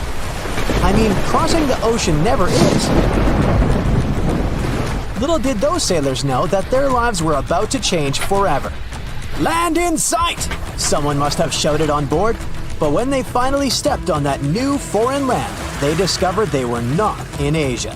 They had landed in the Americas. You've probably heard this tale before. Historically speaking, Columbus arrived in the Americas in 1492. But what would have happened if Columbus's ship had faced a lethal storm in the Atlantic Ocean and had never made it to the new land? What would today's history look like? First things first, nobody discovered anything. When we say that the Americas were discovered, we're kind of ignoring the millions of people who already lived there. You see, the Americas were only discovered from Europe's point of view. Columbus would only have discovered something if when he got there, he was faced with acres and acres of empty land. But that was not the case at all. Second, Columbus was not the first explorer to land in the Americas. Believe it or not, the Vikings approached American shores in the 10th century. Their expeditions have been well documented and accepted by scholars. Here's what might have happened. Around the year 1000 CE, Viking explorer Leif Erikson sailed to a place called Vinland. Cute name, huh? It's now a region in Canada called Newfoundland. But his crew didn't stay too long. They arrived to find 10 Native Americans napping under their overturned canoes. They attempted some trade, but I'm guessing the Vikings weren't too friendly and the Americans didn't really like them. The Vikings' account of the encounter shows they felt outnumbered and menaced, so they sailed away back to their land. That makes sense, right? As I said earlier, there were millions of people living in the ginormous continent of the Americas. Any foreigner would be outnumbered there. Now take a look at what North America looked like before our buddy Chris got there. It was not divided into the normal states we're used to. And if Columbus had never arrived, the United States would probably never have been united to begin with. After all, there were hundreds of first Americans living in these lands, and they lived amongst their own tribes, quite different from the Europeans. It's not accurate to think that there were no political systems going on in the Americas before Europeans arrived. We just need to understand that they were different from what we're used to today. When Europeans arrived, they imported their belief systems with them, from religious beliefs and language systems to things as simple as clothing habits. If the Americas had developed on their own, maybe their sense of fashion would be completely different today. You see, Europeans had a developed sense of fashion by the time they arrived in the West. They wore things such as this and this. But those don't really work in the tropics, do they? For them, fashion had to do with showing a certain economic status, while in the Americas, that didn't exist. For Native Americans, clothing was mainly functional and related to the weather. In warmer climates, Native people would wear short-like cloths to cover their intimate parts. They would walk bare-chested and use shoes known as moccasins. Yes, similar to the moccasins you probably own. In colder climates, they would resort to using leather and fur parkas. Of course, there was always the special clothing used for ceremonial purposes. So I'm guessing that if Columbus never reached the Americas, brands such as the Gap, Hollister, and Forever 21 would have never existed. But we could live with that, couldn't we? Here's a wild thought. Let's say that by the 1700s, Native Americans had developed complex engineering skills. They built big boats, maybe a bit smaller in size than the traditional European ships, and decided to venture across the ocean. Let's say they were the ones who arrived on European shores, in places such as Spain and Portugal. They carried gifts and goods with them for trading, of course. This was also a common practice amongst them back home, known as potlatch. Sure, they were received with suspicion by the Europeans, who had only ever traded with Asia. But with this inverted encounter, a different type of relationship began between Native Americans and Europeans. Since Europeans didn't claim ownership of the Americas, the people from the so-called New Land weren't considered inferior to them. Actually, they stood side by side as equals, each one with their own power and set of knowledge. Native Americans taught Europeans a new type of ruling system, a more decentralized one. So modern-day structures of government would look really different. Maybe Europeans decided that 4 years was a long time for someone to hold decision power, so they implemented smaller and more frequent elections. Oh, and the landscape of European cities also changed a lot. Instead of huge statues made of copper and bronze showing men in ships on their way to the Americas, the Europeans built totem poles in honor of their alliances with first Americans. In terms of medical and medicinal knowledge, they had a lot to exchange about. While Europeans were making advances in traditional medicine, Americans had developed an impressive knowledge of herbs that could heal a series of things. Before they knew it, Europeans were selling different varieties of plants in their pharmaceutical establishments. They had one big barrier though, language. Since Europeans never arrived on American shores, they also never taught their language to Americans. So maybe in this scenario, both cultures brought in their best linguists and tried creating a new language from scratch. Something that could be comprehensible from both perspectives and that could encompass both of their worldviews. The implications of this on modern-day life would be really profound if you stop to think about it. Let's say that this newly created language involved some symbols and drawings in it. You see, Native Americans often told stories using symbols known as pictograms. They were quite literal sometimes. As you can see, a mountain was represented by, well, a mountain. It's crazy to think that this system of communication has been around for 5,000 years, since it was actually invented by the Sumerians. And hey, maybe even our laptop keyboards would come equipped with these symbols, and you could write more visually hybrid and fun emails than the ones you write today. The American landscape would have also changed.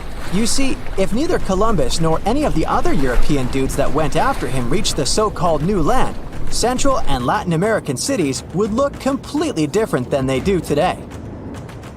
Maybe the bustling empires of the time, such as the Inca, the Maya, and the Aztec, would have grown immensely.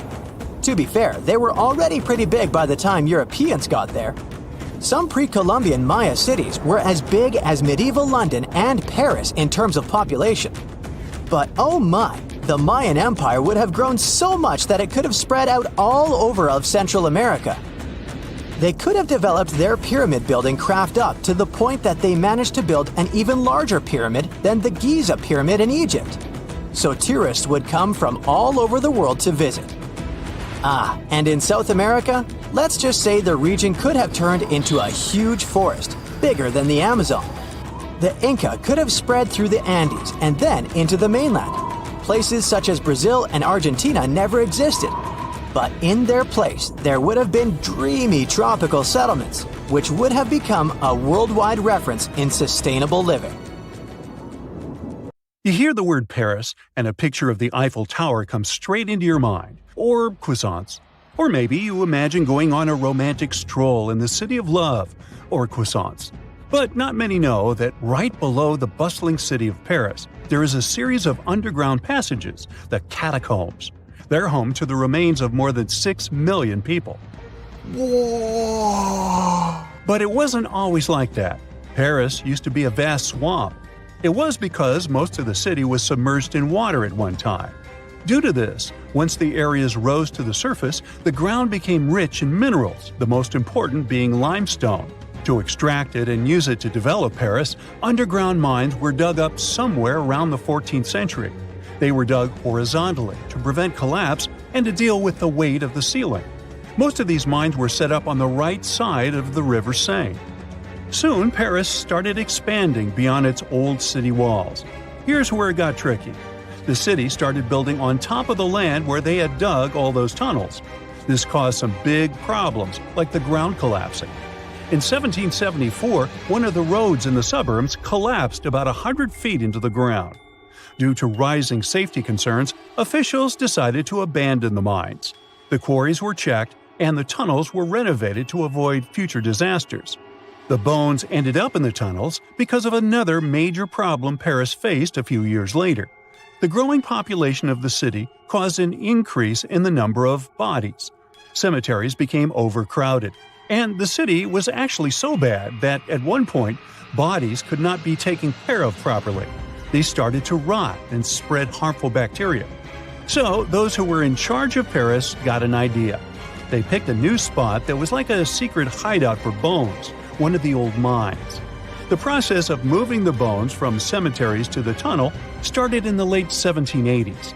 They began with the biggest cemetery in Paris, the Saint-Innocent Cemetery. They didn't want to scare people, so they moved the bones at night. The remains went into 2 big holes in the ground and then got stacked in the tunnels by the quarry workers. They continued moving the bones until Paris developed